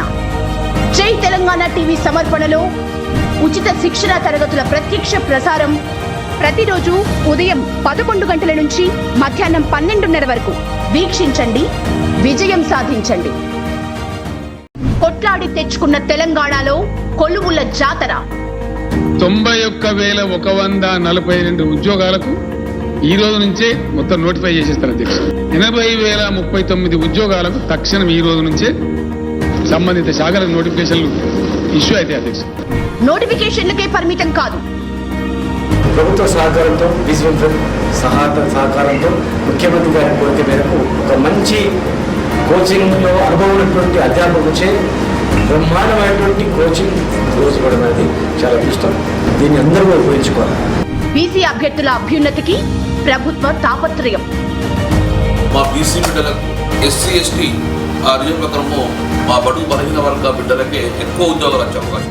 బీసీ సంక్షేమ శాఖ ఆధ్వర్యంలో బీసీ వెల్ఫేర్ డిపార్ట్మెంట్ అన్ని దాని రిజిస్ట్రేషన్ స్టార్ట్ అవుతాయి. ఆన్లైన్లో రిజిస్ట్రేషన్ చేసుకోవాలా. బీసీ స్టడీ సర్కిల్ పర్యవేక్షణలో త్వరలో 1,00,000 మందికి ఆన్లైన్, ఆఫ్లైన్ మరియు శాటిలైట్ ఛానళ్ల ద్వారా కోచింగ్ ఇవ్వబడుతుంది. ప్రచార మాధ్యమాల ద్వారా ఉన్నత ఉచిత శిక్షణ. జై తెలంగాణ టీవీ సమర్పణలో ఉచిత శిక్షణ తరగతుల ప్రత్యక్ష ప్రసారం ప్రతిరోజు ఉదయం 11 గంటల నుంచి మధ్యాహ్నం 12:30 వరకు వీక్షించండి, విజయం సాధించండి. కొట్లాడి తెచ్చుకున్న తెలంగాణలో కొలువుల జాతర. 91,142 ఉద్యోగాలకు ఈ రోజు నుంచే మొత్తం నోటిఫై చేసేస్తారు అధ్యక్ష. 80,039 ఉద్యోగాలకు తక్షణం ఈ రోజు నుంచే సంబంధిత శాఖలకు నోటిఫికేషన్లు ఇష్యూ అయితే అధ్యక్ష. నోటిఫికేషన్లకే పరిమితం కాదు, ప్రభుత్వ సహకారంతో విశ్వం సహకారంతో ముఖ్యమంత్రి గారి కోరిక మేరకు ఒక మంచి కోచింగ్లో అనుభవం ఉన్నటువంటి అధ్యాపకులచే బ్రహ్మాండమైనటువంటి కోచింగ్ రోజుపడడం అనేది చాలా ఇష్టం. దీన్ని అందరూ ఉపయోగించుకోవాలి. బీసీ అభ్యర్థుల అభ్యున్నతికి ప్రభుత్వ తాపత్రయం. మా బీసీ బిడ్డలకు ఎస్సీ ఎస్టీ ఆ రిజర్వ్ ప్రకారము మా బడుగు బలహీన వర్గ బిడ్డలకే ఎక్కువ ఉద్యోగాలు వచ్చే అవకాశం. బీసీ సంక్షేమ శాఖ ఆధ్వర్యంలో బీసీ వెల్ఫేర్ డిపార్ట్మెంట్ సంబంధించిన అన్ని దాని కూడా రిజిస్ట్రేషన్ స్టార్ట్ అవుతాయి. ఆన్లైన్లో రిజిస్ట్రేషన్ చేసుకోవాలా. బీసీ స్టడీ సర్కిల్ పర్యవేక్షణలో త్వరలో 1,00,000 మందికి ఆన్లైన్, ఆఫ్లైన్ మరియు శాటిలైట్ ఛానళ్ల ద్వారా కోచింగ్ ఇవ్వబడుతుంది. ప్రచార మాధ్యమాల ద్వారా ఉన్నత ఉచిత శిక్షణ. జై తెలంగాణ టీవీ సమర్పణలో ఉచిత శిక్షణ తరగతుల ప్రత్యక్ష ప్రసారం ప్రతిరోజు ఉదయం 11 గంటల నుంచి మధ్యాహ్నం 12:30 వరకు వీక్షించండి, విజయం సాధించండి. కొట్లాడి తెచ్చుకున్న తెలంగాణలో కొలువుల జాతర. 91,142 ఉద్యోగాలకు ఈ రోజు నుంచే మొత్తం నోటిఫై చేసేస్తారు అధ్యక్ష. 80,039 ఉద్యోగాలకు తక్షణం ఈ రోజు నుంచే సంబంధిత శాఖలకు నోటిఫికేషన్లు ఇష్యూ అయితే అధ్యక్ష. నోటిఫికేషన్లకే పరిమితం కాదు, ప్రభుత్వ సహకారంతో విశ్వం సహకారంతో ముఖ్యమంత్రి గారి కోరిక మేరకు ఒక మంచి కోచింగ్లో అనుభవం ఉన్నటువంటి అధ్యాపకులచే బ్రహ్మాండమైనటువంటి కోచింగ్ రోజుపడడం అనేది చాలా ఇష్టం. దీన్ని అందరూ ఉపయోగించుకోవాలి. బీసీ అభ్యర్థుల అభ్యున్నతికి ప్రభుత్వ తాపత్రయం. మా బీసీ బిడ్డలకు ఎస్సీ ఎస్టీ ఆ రిజర్వ్ ప్రకారము మా బడుగు బలహీన వర్గ బిడ్డలకే ఎక్కువ ఉద్యోగాలు వచ్చే అవకాశం. బీసీ సంక్షేమ శాఖ ఆధ్వర్యంలో బీసీ వెల్ఫేర్ డిపార్ట్మెంట్ సంబంధించిన అన్ని దాని కూడా రిజిస్ట్రేషన్ స్టార్ట్ అవుతాయి. ఆన్లైన్లో రిజిస్ట్రేషన్ చేసుకోవాలా. బీసీ స్టడీ సర్కిల్ పర్యవేక్షణలో త్వరలో 1,00,000 మందికి ఆన్లైన్, ఆఫ్లైన్ మరియు శాటిలైట్ ఛానళ్ల ద్వారా కోచింగ్ ఇవ్వబడుతుంది. ప్రచార మాధ్యమాల ద్వారా ఉన్నత ఉచిత శిక్షణ. జై తెలంగాణ టీవీ సమర్పణలో ఉచిత శిక్షణ తరగతుల ప్రత్యక్ష ప్రసారం ప్రతిరోజు ఉదయం 11 గంటల నుంచి మధ్యాహ్నం 12:30 వరకు వీక్షించండి, విజయం సాధించండి. కొట్లాడి తెచ్చుకున్న తెలంగాణలో కొలువుల జాతర. 91,142 ఉద్యోగాలకు ఈ రోజు నుంచే మొత్తం నోటిఫై చేసేస్తారు అధ్యక్ష. 80,039 ఉద్యోగాలకు తక్షణం ఈ రోజు నుంచే సంబంధిత శాఖలకు నోటిఫికేషన్లు ఇష్యూ అయితే అధ్యక్ష.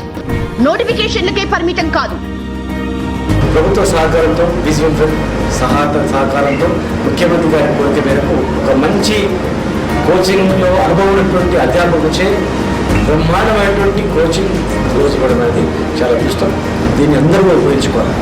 బీసీ అభ్యర్థుల అభ్యున్నతికి ప్రభుత్వ తాపత్రయం.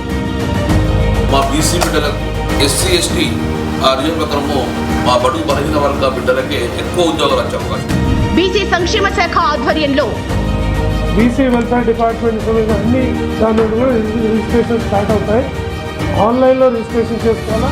బీసీ స్టడీ సర్కిల్ పర్యవేక్షణలో త్వరలో 1,00,000 మందికి ఆన్లైన్, ఆఫ్లైన్ మరియు శాటిలైట్ ఛానళ్ల ద్వారా కోచింగ్ ఇవ్వబడుతుంది. ప్రచార మాధ్యమాల ద్వారా ఉన్నత ఉచిత శిక్షణ. జై తెలంగాణ టీవీ సమర్పణలో ఉచిత శిక్షణ తరగతుల ప్రత్యక్ష ప్రసారం ప్రతిరోజు ఉదయం 11 గంటల నుంచి మధ్యాహ్నం 12:30 వరకు వీక్షించండి, విజయం సాధించండి. కొట్లాడి తెచ్చుకున్న తెలంగాణలో కొలువుల జాతర. 91,142 ఉద్యోగాలకు ఈ రోజు నుంచే మొత్తం నోటిఫై చేసేస్తారు అధ్యక్ష. 80,039 ఉద్యోగాలకు తక్షణం ఈ రోజు నుంచే సంబంధిత శాఖలకు నోటిఫికేషన్లు ఇష్యూ అయితే అధ్యక్ష. నోటిఫికేషన్లకే పరిమితం కాదు, ప్రభుత్వ సహకారంతో విజువల్ ఫ్రంట్ సహకారంతో ముఖ్యమంత్రి గారి కోరిక మేరకు ఒక మంచి కోచింగ్లో అనుభవం ఉన్నటువంటి అధ్యాపకులచే బ్రహ్మాండమైనటువంటి కోచింగ్ రోజు ఇవ్వడం అనేది చాలా ఇష్టం. దీన్ని అందరూ ఉపయోగించుకోవాలి.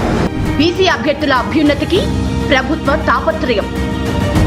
మా బీసీ బిడ్డలకు ఎస్సీ ఎస్టీ ఆ నియోజకవర్గంలో మా బడుగు బలహీన వర్గ బిడ్డలకే ఎక్కువ ఉద్యోగాలు వచ్చే అవకాశం. బీసీ సంక్షేమ శాఖ ఆధ్వర్యంలో బీసీ వెల్ఫేర్ డిపార్ట్మెంట్ సంబంధించిన అన్ని దాని రిజిస్ట్రేషన్ స్టార్ట్ అవుతాయి. ఆన్లైన్లో రిజిస్ట్రేషన్ చేసుకోవాలా. బీసీ స్టడీ సర్కిల్ పర్యవేక్షణలో త్వరలో 1,00,000 మందికి ఆన్లైన్, ఆఫ్లైన్ మరియు శాటిలైట్ ఛానళ్ల ద్వారా కోచింగ్ ఇవ్వబడుతుంది. ప్రచార మాధ్యమాల ద్వారా ఉన్నత ఉచిత శిక్షణ. జై తెలంగాణ టీవీ సమర్పణలో ఉచిత శిక్షణ తరగతుల ప్రత్యక్ష ప్రసారం ప్రతిరోజు ఉదయం 11 గంటల నుంచి మధ్యాహ్నం 12:30 వరకు వీక్షించండి, విజయం సాధించండి. కొట్లాడి తెచ్చుకున్న తెలంగాణలో కొలువుల జాతర. 91,142 ఉద్యోగాలకు ఈ రోజు నుంచే మొత్తం నోటిఫై చేసేస్తారు అధ్యక్ష. 80,039 ఉద్యోగాలకు తక్షణం ఈ రోజు నుంచే సంబంధిత శాఖల నోటిఫికేషన్లు ఇష్యూ అయితే అధ్యక్ష. నోటిఫికేషన్లకే పరిమితం కాదు. ప్రభుత్వ సహకారంతో విజువల్ ఫ్రంట్ సహకారంతో ముఖ్యమంత్రి గారి కోరిక మేరకు ఒక మంచి కోచింగ్లో అనుభవం ఉన్నటువంటి అధ్యాపకులచే బ్రహ్మాండమైనటువంటి కోచింగ్ రోజు ఇవ్వడం అనేది చాలా ఇష్టం. దీన్ని అందరూ ఉపయోగించుకోవాలి. బీసీ అభ్యర్థుల అభ్యున్నతికి ప్రభుత్వ తాపత్రయం. మా బీసీ బిడ్డలకు ఎస్సీ ఎస్టీ ఆ నియోజకవర్గంలో మా బడుగు బలహీన వర్గ బిడ్డలకే ఎక్కువ ఉద్యోగాలు వచ్చే అవకాశం. బీసీ సంక్షేమ శాఖ ఆధ్వర్యంలో బీసీ వెల్ఫేర్ డిపార్ట్మెంట్ సంబంధించిన అన్ని దాని రిజిస్ట్రేషన్ స్టార్ట్ అవుతాయి. ఆన్లైన్లో రిజిస్ట్రేషన్ చేసుకోవాలా. బీసీ స్టడీ సర్కిల్ పర్యవేక్షణలో త్వరలో 1,00,000 మందికి ఆన్లైన్, ఆఫ్లైన్ మరియు శాటిలైట్ ఛానళ్ల ద్వారా కోచింగ్ ఇవ్వబడుతుంది. ప్రచార మాధ్యమాల ద్వారా ఉన్నత ఉచిత శిక్షణ. జై తెలంగాణ టీవీ సమర్పణలో ఉచిత శిక్షణ తరగతుల ప్రత్యక్ష ప్రసారం ప్రతిరోజు ఉదయం 11 గంటల నుంచి మధ్యాహ్నం 12:30 వరకు వీక్షించండి, విజయం సాధించండి. కొట్లాడి తెచ్చుకున్న తెలంగాణలో కొలువుల జాతర. 91,142 ఉద్యోగాలకు ఈ రోజు నుంచే మొత్తం నోటిఫై చేసేస్తారు అధ్యక్ష. 80,039 ఉద్యోగాలకు తక్షణం ఈ రోజు నుంచే సంబంధిత శాఖల నోటిఫికేషన్లు ఇష్యూ అయితే అధ్యక్ష. నోటిఫికేషన్లకే పరిమితం కాదు. ప్రభుత్వ సహకారంతో విజువల్ ఫ్రంట్ సహకారంతో ముఖ్యమంత్రి గారి కోరిక మేరకు ఒక మంచి కోచింగ్లో అనుభవం ఉన్నటువంటి అధ్యాపకులచే బ్రహ్మాండమైనటువంటి కోచింగ్ రోజు ఇవ్వడం అనేది చాలా ఇష్టం. దీన్ని అందరూ ఉపయోగించుకోవాలి. బీసీ అభ్యర్థుల అభ్యున్నతికి ప్రభుత్వ తాపత్రయం. మా బీసీ బిడ్డలకు ఎస్సీ ఎస్టీ ఆ నియోజకవర్గంలో మా బడుగు బలహీన వర్గ బిడ్డలకే ఎక్కువ ఉద్యోగాలు వచ్చే అవకాశం. బీసీ సంక్షేమ శాఖ ఆధ్వర్యంలో బీసీ వెల్ఫేర్ డిపార్ట్మెంట్ సంబంధించిన అన్ని దాని రిజిస్ట్రేషన్ స్టార్ట్ అవుతాయి. ఆన్లైన్లో రిజిస్ట్రేషన్ చేసుకోవాలా. బీసీ స్టడీ సర్కిల్ పర్యవేక్షణలో త్వరలో 1,00,000 మందికి ఆన్లైన్, ఆఫ్లైన్ మరియు శాటిలైట్ ఛానళ్ల ద్వారా కోచింగ్ ఇవ్వబడుతుంది. ప్రచార మాధ్యమాల ద్వారా ఉన్నత ఉచిత శిక్షణ. జై తెలంగాణ టీవీ సమర్పణలో ఉచిత శిక్షణ తరగతుల ప్రత్యక్ష ప్రసారం ప్రతిరోజు ఉదయం 11 గంటల నుంచి మధ్యాహ్నం 12:30 వరకు వీక్షించండి, విజయం సాధించండి. కొట్లాడి తెచ్చుకున్న తెలంగాణలో కొలువుల జాతర. 91,142 ఉద్యోగాలకు ఈ రోజు నుంచే మొత్తం నోటిఫై చేసేస్తారు అధ్యక్ష. 80,039 ఉద్యోగాలకు తక్షణం ఈ రోజు నుంచే సంబంధిత శాఖల నోటిఫికేషన్లు ఇష్యూ అయితే అధ్యక్ష. నోటిఫికేషన్లకే పరిమితం కాదు. ప్రభుత్వ సహకారంతో విజువల్ ఫ్రంట్ సహకారంతో ముఖ్యమంత్రి గారి కోరిక మేరకు ఒక మంచి కోచింగ్లో అనుభవం ఉన్నటువంటి అధ్యాపకులచే బ్రహ్మాండమైనటువంటి కోచింగ్ రోజు ఇవ్వడం అనేది చాలా ఇష్టం. దీన్ని అందరూ ఉపయోగించుకోవాలి. బీసీ అభ్యర్థుల అభ్యున్నతికి ప్రభుత్వ తాపత్రయం. మా బీసీ బిడ్డలకు ఎస్సీ ఎస్టీ ఆ నియోజకవర్గంలో మా బడుగు బలహీన వర్గ బిడ్డలకే ఎక్కువ ఉద్యోగాలు వచ్చే అవకాశం. బీసీ సంక్షేమ శాఖ ఆధ్వర్యంలో బీసీ వెల్ఫేర్ డిపార్ట్మెంట్ సంబంధించిన అన్ని దాని రిజిస్ట్రేషన్ స్టార్ట్ అవుతాయి. ఆన్లైన్లో రిజిస్ట్రేషన్ చేసుకోవాలా. బీసీ స్టడీ సర్కిల్ పర్యవేక్షణలో త్వరలో 1,00,000 మందికి ఆన్లైన్, ఆఫ్లైన్ మరియు శాటిలైట్ ఛానళ్ల ద్వారా కోచింగ్ ఇవ్వబడుతుంది. ప్రచార మాధ్యమాల ద్వారా ఉన్నత ఉచిత శిక్షణ. జై తెలంగాణ టీవీ సమర్పణలో ఉచిత శిక్షణ తరగతుల ప్రత్యక్ష ప్రసారం ప్రతిరోజు ఉదయం 11 గంటల నుంచి మధ్యాహ్నం 12:30 వరకు వీక్షించండి, విజయం సాధించండి. కొట్లాడి తెచ్చుకున్న తెలంగాణలో కొలువుల జాతర. 91,142 ఉద్యోగాలకు ఈ రోజు నుంచే మొత్తం నోటిఫై చేసేస్తారు అధ్యక్ష. 80,039 ఉద్యోగాలకు తక్షణం ఈ రోజు నుంచే సంబంధిత శాఖల నోటిఫికేషన్లు ఇష్యూ అయితే అధ్యక్ష. నోటిఫికేషన్లకే పరిమితం కాదు, ప్రభుత్వ సహకారంతో విశ్వం సహకారంతో ముఖ్యమంత్రి గారి కోరిక మేరకు ఒక మంచి కోచింగ్లో అనుభవం ఉన్నటువంటి అధ్యాపకులచే బ్రహ్మాండమైనటువంటి కోచింగ్ రోజు ఇవ్వడం అనేది చాలా ఇష్టం. దీన్ని అందరూ ఉపయోగించుకోవాలి. బీసీ అభ్యర్థుల అభ్యున్నతికి ప్రభుత్వ తాపత్రయం. మా బీసీ బిడ్డలకు ఎస్సీ ఎస్టీ రిజర్వ్ మా బడుగు బలహీన వర్గ బిడ్డలకే ఎక్కువ ఉద్యోగాలు వచ్చే అవకాశం. బీసీ సంక్షేమ శాఖ ఆధ్వర్యంలో బీసీ వెల్ఫేర్ డిపార్ట్మెంట్ సమేత అన్ని దాని రిజిస్ట్రేషన్ స్టార్ట్ అవుతాయి. ఆన్లైన్లో రిజిస్ట్రేషన్ చేసుకోవాలా. బీసీ స్టడీ సర్కిల్ పర్యవేక్షణలో త్వరలో 1,00,000 మందికి ఆన్లైన్, ఆఫ్లైన్ మరియు శాటిలైట్ ఛానళ్ల ద్వారా కోచింగ్ ఇవ్వబడుతుంది. ప్రచార మాధ్యమాల ద్వారా ఉన్నత ఉచిత శిక్షణ. జై తెలంగాణ టీవీ సమర్పణలో ఉచిత శిక్షణ తరగతుల ప్రత్యక్ష ప్రసారం ప్రతిరోజు ఉదయం 11 గంటల నుంచి మధ్యాహ్నం 12:30 వరకు వీక్షించండి, విజయం సాధించండి. కొట్లాడి తెచ్చుకున్న తెలంగాణలో కొలువుల జాతర. 91,142 ఉద్యోగాలకు ఈ రోజు నుంచే మొత్తం నోటిఫై చేసేస్తారు అధ్యక్ష.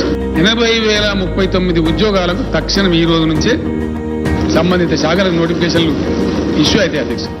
నోటిఫికేషన్లకే పరిమితం కాదు, ప్రభుత్వ సహకారంతో విశ్వం సహకారంతో ముఖ్యమంత్రి గారి కోరిక మేరకు ఒక మంచి కోచింగ్లో అనుభవం ఉన్నటువంటి అధ్యాపకులచే బ్రహ్మాండమైనటువంటి కోచింగ్ రోజు ఇవ్వడం అనేది చాలా ఇష్టం. దీన్ని అందరూ ఉపయోగించుకోవాలి. బీసీ అభ్యర్థుల అభ్యున్నతికి ప్రభుత్వ తాపత్రయం. మా బీసీ బిడ్డలకు ఎస్సీ ఎస్టీ రిజర్వ్ మా బడుగు బలహీన వర్గ బిడ్డలకే ఎక్కువ ఉద్యోగాలు వచ్చే అవకాశం. బీసీ సంక్షేమ శాఖ ఆధ్వర్యంలో బీసీ వెల్ఫేర్ డిపార్ట్మెంట్ సమేత అన్ని దాని రిజిస్ట్రేషన్ స్టార్ట్ అవుతాయి. ఆన్లైన్లో రిజిస్ట్రేషన్ చేసుకోవాలా. బీసీ స్టడీ సర్కిల్ పర్యవేక్షణలో త్వరలో 1,00,000 మందికి ఆన్లైన్, ఆఫ్లైన్ మరియు శాటిలైట్ ఛానళ్ల ద్వారా కోచింగ్ ఇవ్వబడుతుంది. ప్రచార మాధ్యమాల ద్వారా ఉన్నత ఉచిత శిక్షణ. జై తెలంగాణ టీవీ సమర్పణలో ఉచిత శిక్షణ తరగతుల ప్రత్యక్ష ప్రసారం ప్రతిరోజు ఉదయం 11 గంటల నుంచి మధ్యాహ్నం 12:30 వరకు వీక్షించండి, విజయం సాధించండి.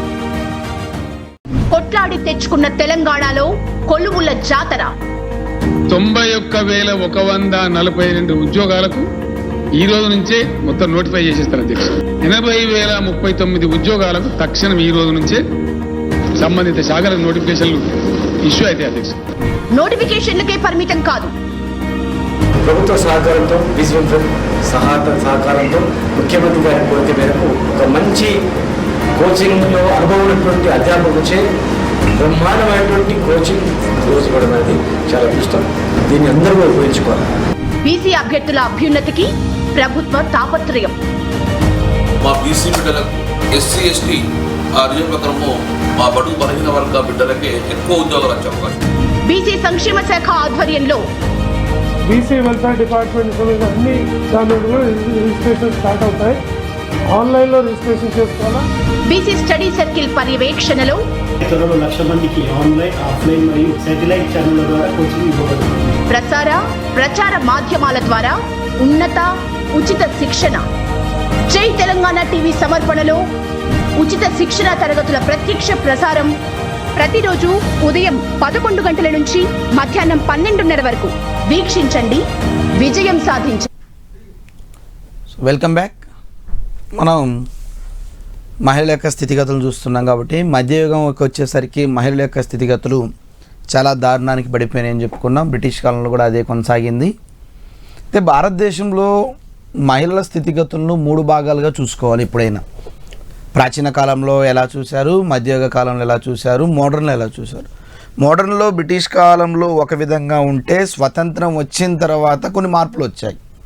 భారత రాజ్యాంగాన్ని ఏర్పాటు చేసుకున్నాం, రిజర్వేషన్లు పెట్టుకున్నాం, మహిళా రిజర్వేషన్లు పెట్టుకున్నాం, రాజకీయంగా, సామాజికంగా, ఆర్థికంగా అనేక రంగాల్లో వీళ్ళందరూ కూడా ప్రముఖ పాత్ర పోషించారు. సరే, వాటి గురించి చెప్పుకోవడానికంటే ముందు ఈ మధ్యయుగము మరియు ఆధునిక యుగంలో స్త్రీల కోసము వాళ్ళ అభ్యున్నతికి పాటుపడినటువంటి ఆ వ్యక్తులు, ఆ సంఘ సంస్కర్తలు మనకు చాలా చాలా ఇంపార్టెంట్.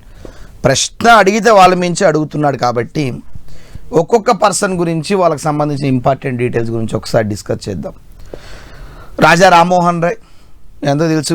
ఇతని సతీ నిషేధ చట్టాన్ని తీసుకొచ్చాడు. ఈయన కృషి వల్ల 1829వ సంవత్సరంలో, మోస్ట్ ఇంపార్టెంట్ ఇయర్, 1829వ సంవత్సరంలో విలియం బెంటింగ్ ఆనాటి గవర్నర్ సహాయంతో సతీ సహగమన నిషేధ చట్టాన్ని తీసుకొచ్చిన వ్యక్తి ఎవరంటే రాజా రామ్మోహన్ రాయ్ అని చెప్పుకోవచ్చు. నెక్స్ట్ ఇతని తర్వాత ఈశ్వరి చంద్ విద్యాసాగర్, ఇతను ఒక సంఘ సంస్కర్త. ఇతను స్త్రీ విద్య కోసము మరియు వితంతు పునర్వివాహాల కోసము కృషి చేసినటువంటి మొట్టమొదటి వ్యక్తి ఎవరంటే మనకు ఈశ్వరి చంద్ విద్యాసాగర్గా చెప్పుకోవచ్చు. నెక్స్ట్ ఇకపోతే జ్యోతి రావు పూలే. ఇతను దేశంలోనే మొట్టమొదటిగా బాలికలకు పాఠశాలను ఏర్పాటు చేశాడు మరియు మొట్టమొదటి వితంతు పునర్వివాహ గృహాన్ని, బాలికా శిశువుల గృహాన్ని మొట్టమొదటిగా ఏర్పాటు చేసిన వ్యక్తి ఎవరంటే జ్యోతిరావు పూలే అని చెప్పుకోవచ్చు. భారతదేశంలో మొట్టమొదటి బాలికల కోసం, అంటే స్త్రీ విద్య కోసం పాటుపడిన మొట్టమొదటి వ్యక్తి ఎవరంటే జ్యోతిరావు పూలే. నెక్స్ట్ స్వామి దయానంద సరస్వతి.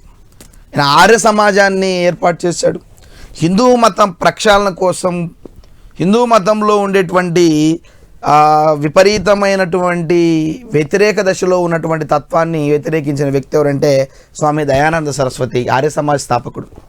ఇతను ఒక నినాదం ఇచ్చాడు, గో బ్యాక్ టు వేదాస్, తిరిగి వేదాలకు రండి.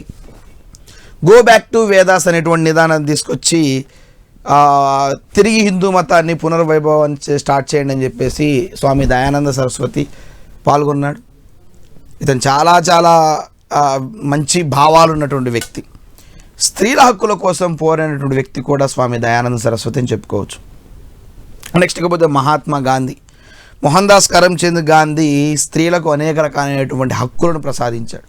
స్త్రీ సమానత్వాన్ని కోరుకున్నాడు. ఈయన కృషి వల్లనే సరోజినీ నాయుడు కానీ, సుచేత కృపలాని కానీ, అరుణా ఆసఫ్ అలీ కానీ, రాజ్ కుమార్, అమృత్ కౌర్ లాంటి వాళ్ళు ఇవాళ స్వాతంత్ర ఉద్యమంలో ఈయన వల్లనే పాల్గొన్నట్టుగా మనం చెప్పుకోవచ్చు అనమాట. ఓకేనా. ఇతను కూడా బాల్య వివాహాలు నిరాకరించాడు. స్వతంత్ర అనంతరం స్త్రీల హక్కుకు ఓటు హక్కు ఖచ్చితంగా ఉండాలని గట్టిగా చెప్పిన వ్యక్తి ఎవరంటే మోహన్ దాస్ కరమ్చంద్ గాంధీ. ఇతను కూడా స్త్రీల కోసము, వాళ్ళ హక్కుల కోసం పోరాడాడు. నెక్స్ట్ ఇంకొక ఆమె పండిత రామాబాయి అనేటువంటి వ్యక్తి. ఈమె స్త్రీ ధర్మ నీతి, మోస్ట్ ఇంపార్టెంట్, స్త్రీ ధర్మ నీతి అనేటువంటి పుస్తకాన్ని రచించింది. ఈమె శారదా సదన్ అనేటువంటి ఒక సంఘాన్ని 1889 ముంబైలో ఈమె స్థాపించింది. ఈమె ఒక పథకాన్ని కూడా పొందింది 1919లో.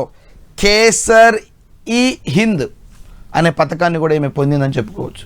సో మొత్తానికి ఏమో ఇంపార్టెంట్ దాంట్లో స్త్రీ ధర్మనీతి అనే పుస్తకాన్ని ఈమె రచించింది పండిత రమాబాయి. నెక్స్ట్ ఇకపోతే విద్యా గౌరీ నీలంకంఠ్.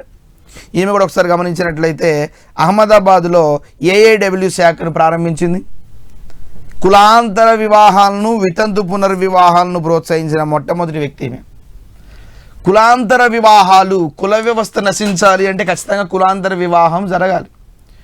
వితంతు పునర్వివాహాలు, భర్త చనిపోతే వితంతువులుగా ఉండొద్దు, తిరిగి వివాహం చేసుకోండి. సో వితంతు పునర్వివాహాలని, కులాంతర వివాహాలను ప్రోత్సహించిన వ్యక్తి ఈమె విద్యాగౌరిగా మనం చెప్పుకోవచ్చు అనమాట. ఈమె శారదా చట్టం అమలుకు కూడా కృషి చేసింది. ఓకేనా. నెక్స్ట్ ఇది స్త్రీల కోసం పాటుపడినటువంటి సంఘ సంస్కర్తలు. వీళ్ళు చాలా చాలా ఇంపార్టెంట్. అదేవిధంగా బ్రిటిష్ పరిపాలన కాలంలో ఈ సంఘ సంస్కృతుల కృషి వల్ల వచ్చిన చట్టాలు చాలా చాలా ఇంపార్టెంట్ అండి. యాక్చువల్లీ బ్రిటిష్ కాలంలో ఉన్న చట్టాలను చూస్తాం, బ్రిటిష్ కాలం తర్వాత స్వతంత్రం వచ్చిన తర్వాత కొన్ని చట్టాలను చూస్తాం. భారత ప్రభుత్వము రాజ్యాంగాన్ని ఏర్పాటు చేసుకొని, యాక్చువల్లీ భారత రాజ్యాంగం మొత్తం కూడా మనం బ్రిటిష్ వారి నుంచి, ప్రపంచ దేశాల నుంచి ఏర్పాటు చేసుకున్నాం కాబట్టి మోస్ట్లీ బ్రిటిష్ వారి చట్టాలే ఎక్కువగా ఉంటాయి. ఆ చట్టాలను ఆధారంగా చేసుకొని స్వతంత్ర అనంతరం మళ్ళా కొన్ని చట్టాలను ప్రవేశపెట్టుకున్నాం. బ్రిటిష్ పరిపాలన కాలంలో చేసిన చట్టాలు ఒకసారి గమనించినట్లయితే సతీ సహగమన నిషేధ చట్టం 1829, ఇందాక నేను చెప్పుకున్నాను, రాజా రామ్మోహన్ రాయ్ కృషి వల్ల విలియం బెంటింగ్ కాలంలో వచ్చింది. తర్వాత హిందూ వితంతు పునర్వివాహ చట్టము, పునర్వివాహము వితంతువులు మళ్ళా పెళ్లి చేసుకోవాలని ఒక చట్టాన్ని తీసుకొచ్చారు 1856. దీన్నే హిందూ వితంతు పునర్వివాహ చట్టము 1856 అని పిలుస్తారు. అదే కాకుండా బాల్య వివాహ నిరోధక చట్టం 1929. బాల్య వివాహ నిరోధ చట్టం, బాల్య వివాహాలు జరగకుండా చేసే చట్టం 1929. ప్రత్యేక వివాహ చట్టం 1872.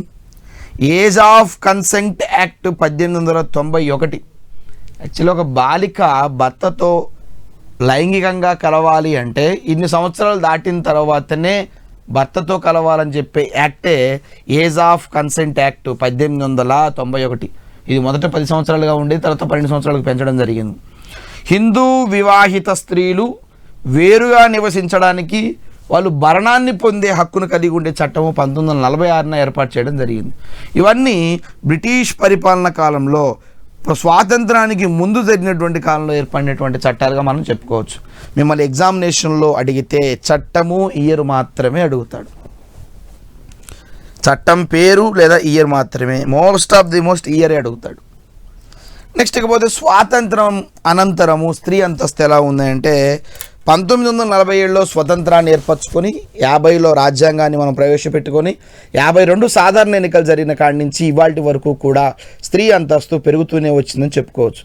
రాజకీయంగా, సామాజికంగా, ఆర్థికంగా, సంస్కృతి పరంగా అనేక రకాలైనటువంటి కాలంలో అనేక రకాలుగా వీళ్ళు ముందంజలో ఉన్నారని చెప్పుకోవచ్చు. అంతేకాకుండా భారత రాజ్యాంగము 108వ రాజ్యాంగ సవరణ ప్రకారము 33% పంచాయతీ ఎన్నికల్లో, 33% విద్యా వైద్యాల్లో అనేక రకాలుగా వీళ్ళకి రిజర్వేషన్ని ప్రవేశపెట్టింది భారత రాజ్యాంగం అని చెప్పుకోవచ్చు. సో కాబట్టి అసెంబ్లీ ఎన్నికల్లో కూడా 33% రిజర్వేషన్లు, అంటే రాజకీయాల్లో కూడా క్రియాశీలక పాత్ర పోషిస్తున్నారు. ఎవరెవరు పోషించారని నేను చెప్తాను, ఓకేనా. అంటే స్వాతంత్రానంతరం భారతదేశంలో స్త్రీలకి చట్టాల్లో అనేక మార్పులు తీసుకొచ్చి వాళ్ళకి అనుగుణంగా చేయడం జరిగిందనమాట, ఓకేనా. ఇకపోతే స్వాతంత్ర అనంతరం, స్వతంత్రం వచ్చిన తర్వాత చేసిన చట్టాలను ఒకసారి గమనించినట్లయితే మనము ప్రత్యేక వివాహ చట్టం 1954, హిందూ వివాహ చట్టం 1955, హిందూ వారసత్వ చట్టం 1956, స్త్రీ అవినీతి అణచివేసే చట్టం 1956, హిందూ దత్తత చట్టం, దత్తత తీసుకునే చట్టం 1956 మోస్ట్ ఇంపార్టెంట్, హిందూ మైనరుల సంరక్షకుల చట్టం 1956, మహిళలు బాలికలతో నీతి బాహ్య వ్యాపార నిరోధక చట్టం 1956, వరకట్న నిషేధ చట్టం మోస్ట్ ఇంపార్టెంట్ 1961. సో వరకట్న సమస్యలు ఎక్కువగా ఉన్నాయి కాబట్టి దాన్ని నిషేధించే చట్టం 1961.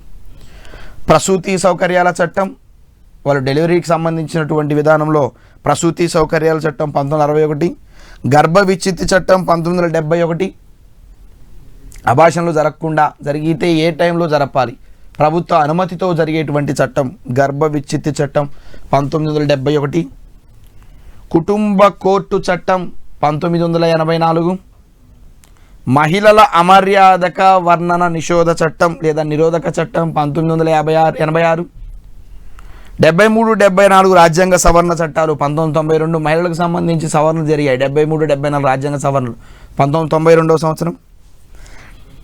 నెక్స్ట్ గృహహింస నిరోధక చట్టం 2005 most important, home domestic violence 2005 గృహహింస నిరోధక చట్టం చాలా చాలా ఇంపార్టెంట్.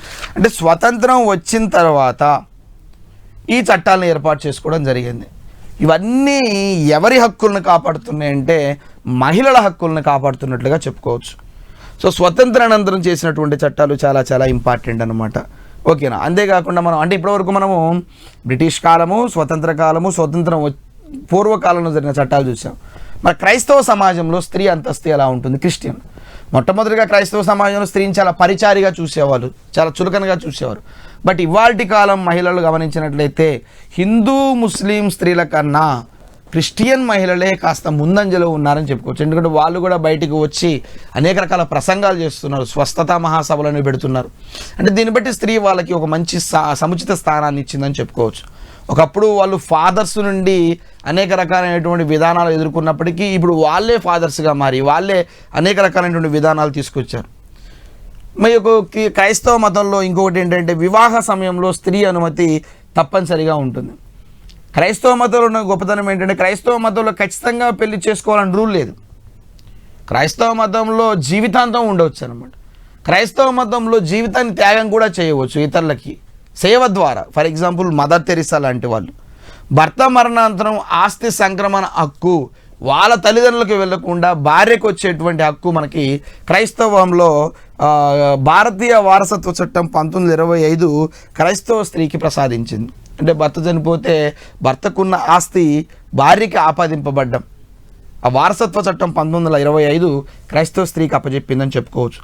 భారతదేశం మొత్తాన్ని చూసుకున్నట్లయితే ఓవరాల్గా క్రైస్తవ స్త్రీల్లోనే అక్షరాస్యత ఎక్కువగా ఉంది. అందుకని ఈ దేశంలో అక్షరాస్యత ఎక్కువ కలిగిన రాష్ట్రం కేరళ మొత్తం కూడా వామపక్ష భావాలతో క్రైస్తవాన్ని ఎక్కువగా తీసుకుంటూ ఉంటారు. అది మనకు ఉండేటువంటి విషయం. అదేవిధంగా క్రైస్తవ స్త్రీకి మత గురువుగా దైవకార్యం చేసేటువంటి విధానము స్త్రీకి చెప్పడం. హిందూ మతంలో కేవలం బ్రాహ్మణులు పూజారులు మాత్రమే ఉంటారు కానీ స్త్రీలు ఉండకపోవడం. బట్ క్రైస్తవ మతంలో స్త్రీలే దైవకార్యంగా చేస్తూ ఉంటారు అన్నమాట.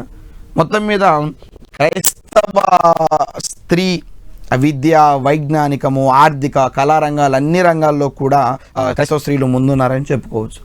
ఇది క్రైస్తవ సమాజానికి సంబంధించినటువంటి విషయం. అంతేకాకుండా క్రైస్తవ సమాజంతో పాటు సిక్కు సమాజంలో మాస్వామిక వ్యవస్థ ముందున్నప్పటికీ కూడా కుటుంబ పెద్ద స్త్రీగానే ఉన్నప్పటికీ కూడా పురుషుడితో కలిసి సమానమైన హక్కులు కూడా స్త్రీకి ఉన్నాయి. కానీ క్రైస్తవ సమాజంతో పోలిస్తే సిక్కు సమాజంలో వరకట్న సమస్య ఎక్కువగా ఉందని చెప్పుకోవచ్చు.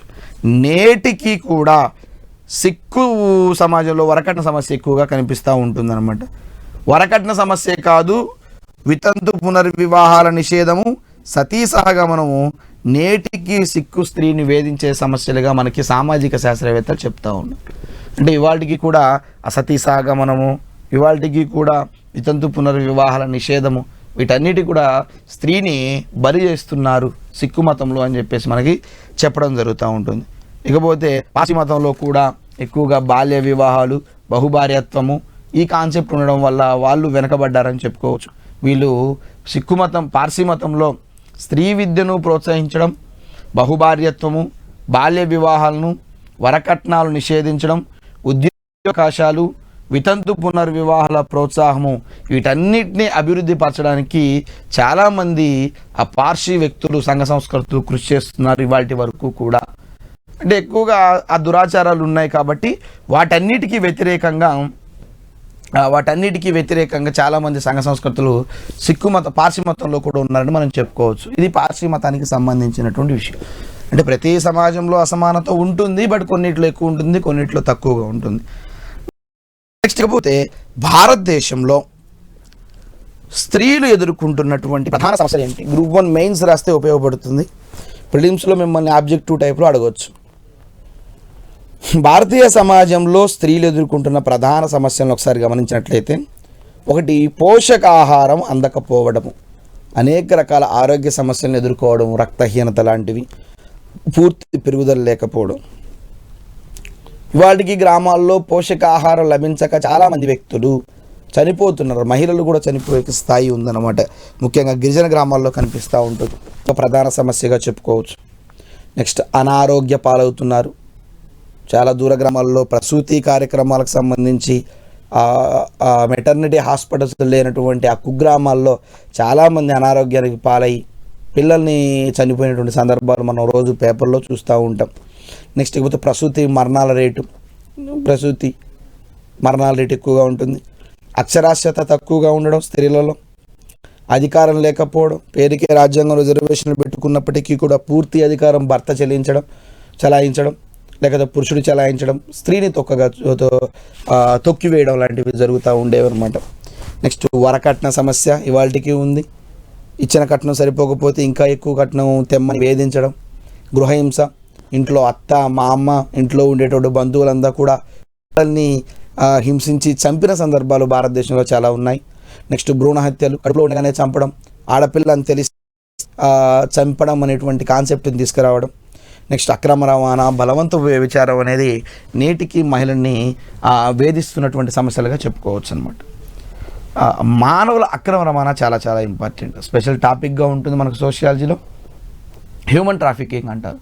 బలవంతపు వ్యభిచారిగా అనేక రకాలైనటువంటి మత్తు పదార్థాలు ఇచ్చి వాళ్ళని కిడ్నాప్లు గురి చేసి ఇతర దేశాలకి, ఇతర ప్రాంతాలన్నిటికీ కూడా అమ్మివేసి వాళ్ళని బలవంతపు వ్యభిచారంలోకి, కూపంలోకి దింపినటువంటి సందర్భాలు భారతదేశంలో చాలా చాలా ఉన్నాయని చెప్పుకోవచ్చు అన్నమాట. ఇది భారతదేశంలో స్త్రీలు ఎదుర్కొంటున్నటువంటి ప్రధాన సమస్యలుగా మనం చెప్పుకోవచ్చు. ఇక భారతదేశంలో స్త్రీలు సాధించిన విజయాలు ఒకసారి గమనించినట్లయితే రాజకీయ రంగంలో చాలామంది స్త్రీలు విజయాలు సాధించారు. సరోజినీ నాయుడు, విజయలక్ష్మి పండిట్, సుచేత కృపలాని, ఇందిరాగాంధీ, అనేక మంది ప్రధానమంత్రులుగాను, ముఖ్యమంత్రులుగాను, గవర్నర్లుగాను, అనేక రకాల ప్రధానమైనటువంటి సంస్థల్లో ప్రత్యేక అధికారులుగా ఉమాభారతి, జయలలిత, మాయావతి, మమతా బెనర్జీ లాంటి వీళ్ళంతా వ్యక్తి కూడా రాజకీయ రంగంలో, సబితా ఇంద్రారెడ్డి లాంటి వాళ్ళు చాలామంది రాజకీయ రంగంలో స్త్రీలు కూడా తమకంటూ ఒక స్థానాన్ని తీసుకొచ్చారు. అంటే రాజకీయ రంగంలో బాగా పేరుగాంచిన వ్యక్తి ఎవరంటే Indira Gandhi. Indira is India, India is Indira అనే పేరును సంపాదించుకున్న వ్యక్తి ఎవరంటే ఇందిరాగాంధీగా మనం చెప్పుకోవచ్చు అనమాట. క్రీడా రంగంలో కూడా చాలామంది ముందంజలో ఉన్నారు.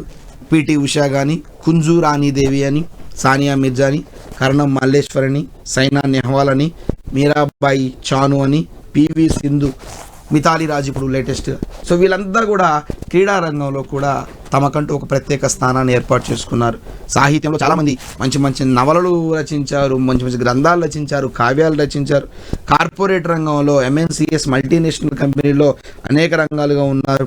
ఇకపోతే చాలామంది సామాజిక సంఘ సంస్కృత లేడీస్లో కూడా సామాజిక సేవ చేసి మంచి మంచి రంగంలో ఉన్నటువంటి వ్యక్తులు, అనేక అవార్డులు పొందిన వ్యక్తులు కూడా మనం చూడవచ్చు. మదర్ తెరీసా, లేకపోతే మేధా పాట్కర్, లేకపోతే అరుణా రాయ్ చావ్లా, సునీత విలియమ్స్, కిరణ్ బేడి, చాలామంది యంగ్ ఐఏఎస్ ఆఫీసర్లు, ఐపీఎస్ ఆఫీసర్లు, నక్షత్ర రంగంలో అంతరిక్ష రంగంలోకి వెళ్ళినటువంటి మహిళలు కూడా ఉన్నారు. అంటే దీన్ని బట్టి మనం ఏం తెలుసుకోవాలి అంటే స్త్రీలు దేంట్లో తక్కువ కాదు. అనేక రంగంలో ఆకాశం నుండి భూమి వరకు, భూమి నుండి ఆకాశం వరకు ఎక్కడైనా పనిచేసేటువంటి శక్తి సామర్థ్యాలు వీళ్ళకు ఉన్నాయని మనం గమనించాల్సి ఉంటుందన్నమాట. ఇది వాళ్ళకి రంగంలో ఉండేది. ఇకపోతే లాస్ట్ విషయం దీంట్లో ఏంటంటే మనకి ఎక్కువగా అడిగేటువంటి ప్రశ్న 2014 ఎన్ఎస్ఎస్ ప్రకారం మహిళలకు సంబంధించిన ఇన్ఫర్మేషన్ అడుగుతున్నాడు. మనకి 2011 జనాభా లెక్కల ప్రకారం మహిళల యొక్క డేటా గమనించినట్లయితే భారతదేశంలో మొత్తం మహిళా జనాభా 58.75 కోట్లు ఉన్నట్లుగా మనకి 2011 ఎన్ఎస్ఎస్ అంచనాలు చెప్తున్నాయి. 58.75 కోట్ల మంది వీళ్ళు ఉన్నట్లుగా చెప్తా ఉంది. భారతదేశంలో మహిళా అక్షరాస్యత 65.46%. చాలా చాలా గర్వించదగ్గటువంటి, ఒకప్పుడు ఏదో 8%, 10% ఉన్నటువంటి ఈ విద్య ఈరోజు 2011 స్థాయికి వచ్చేసరికి 65%, 65.46% అక్షరాస్యత మహిళల్లో ఉన్నట్లు మనకు 2011 డేటా చెప్తా ఉంది. భారతదేశంలో ప్రసూతి మరణాల రేటు ప్రతి 1,00,000 మందికి 178 మంది చనిపోతున్నట్లుగా మనకి డేటా చెప్తుంది. భారతదేశంలో శిశు మరణాల రేటు ప్రతి 1000 మందికి 42 మంది చనిపోతున్నట్లుగా మనకి డేటా చెప్తా ఉంది. భారతదేశంలో లింగ నిష్పత్తి ప్రతి 1000 మంది పురుషులకు 943 మంది స్త్రీలు ఉన్నట్లుగా మనకి డేటా చెప్తుంది. తెలంగాణ విషయానికి వస్తే తెలంగాణలో 2011 జనాభా లెక్కల ప్రకారం మహిళా జనాభా 1.74 కోట్లు ఉన్నారు. తెలంగాణలో మహిళా అక్షరాస్యత 57.99% ఉన్నారు. తెలంగాణలో లింగ నిష్పత్తి ప్రతి 1000 మందికి 988 మంది స్త్రీలు ఉన్నట్లుగా మనకి డేటా చెప్తుంది. తెలంగాణలో ప్రసూతి మరణాలు 1,00,092 మంది చనిపోతున్నట్లుగా, తెలంగాణలో శిశు మరణాల సంఖ్య ప్రతి 1000 మందికి 33 మంది శిశువులు చనిపోతున్నట్లుగా మనకి చెప్పిందనమాట. ఇది డేటా మనకి చాలా చాలా ఇంపార్టెంట్. డేటా అనేది ఖచ్చితంగా గమనించాల్సిన విషయం ఉంటుంది. అదే కాకుండా సార్క్ స్త్రీ సాధికారికత సంవత్సరంగా, ఉమెన్ ఎంపవర్మెంట్ ఇయర్గా 2001 సంవత్సరాన్ని ప్రకటించడం జరిగింది. ఐక్యరాజ్య సమితి 1975 సంవత్సరాన్ని అంతర్జాతీయ మహిళా సంవత్సరంగా ప్రకటించడం జరిగింది. 1975 నుండి 85 వరకు ఈ దశాబ్దాన్ని మహిళా దశాబ్దంగా ఐక్యరాజ్య సమితి ప్రకటించింది. మార్చి 8వ తేదీన మహిళా దినోత్సవాన్ని మనం కేంద్ర రాష్ట్ర ప్రభుత్వాలు జరుపుకుంటున్న విషయాన్ని కూడా చూస్తున్నాం. అంటే ఓవరాల్గా మనం మహిళలకు కావాల్సినటువంటి రాజకీయంగా సామాజికంగా వాళ్ళకి కావాల్సిన గుర్తింపు అంతా కూడా ఇవ్వడం జరుగుతుంది. అయినప్పటికీ ఇంకా గ్రామాల్లో అక్కడక్కడ కొంచెం అవమానమైనటువంటి సంఘటనలు జరుగుతూనే ఉంటాయి. ఇది మహిళలకు సంబంధించినటువంటి విషయం. దీంట్లోంచి మనకి ఎక్కువగా హిందూ మతము గురించి, తర్వాత క్రైస్తవ మతం గురించి, ఎక్కువగా బ్రిటిషు వాళ్ళ టైంలో ఉన్న చట్టాలు, సంఘ సంస్కృతుల గురించి, స్వాతంత్ర అనంతరం వచ్చినటువంటి చట్టాల గురించి, ముఖ్యంగా డేటా 2011 NSSO ఇచ్చిన అంచనాలు. మీరు ఎగ్జామ్కి పోయే టైంకి డేటా మారింది అనుకోండి. 2011 యాక్చువల్లీ 2021లో రావాలి. కరోనా నేపథ్యంలో మనకి డేటా రాలేదు. 2023లో వచ్చే అవకాశం ఉంది. ఓకేనా? అంటే మీరు ఎప్పుడు ఎగ్జామ్కి వెళ్ళినా డేటా అనేది చూసుకుంటూ వెళ్ళాలి. డేటా మారుతూ ఉంటుంది కాబట్టి ఇది మహిళలకు సంబంధించినటువంటి విషయం. ఓకేనా? తిరిగి రేపటి క్లాసులో కలుద్దాం. అంతవరకు సెలవు. నమస్కారం.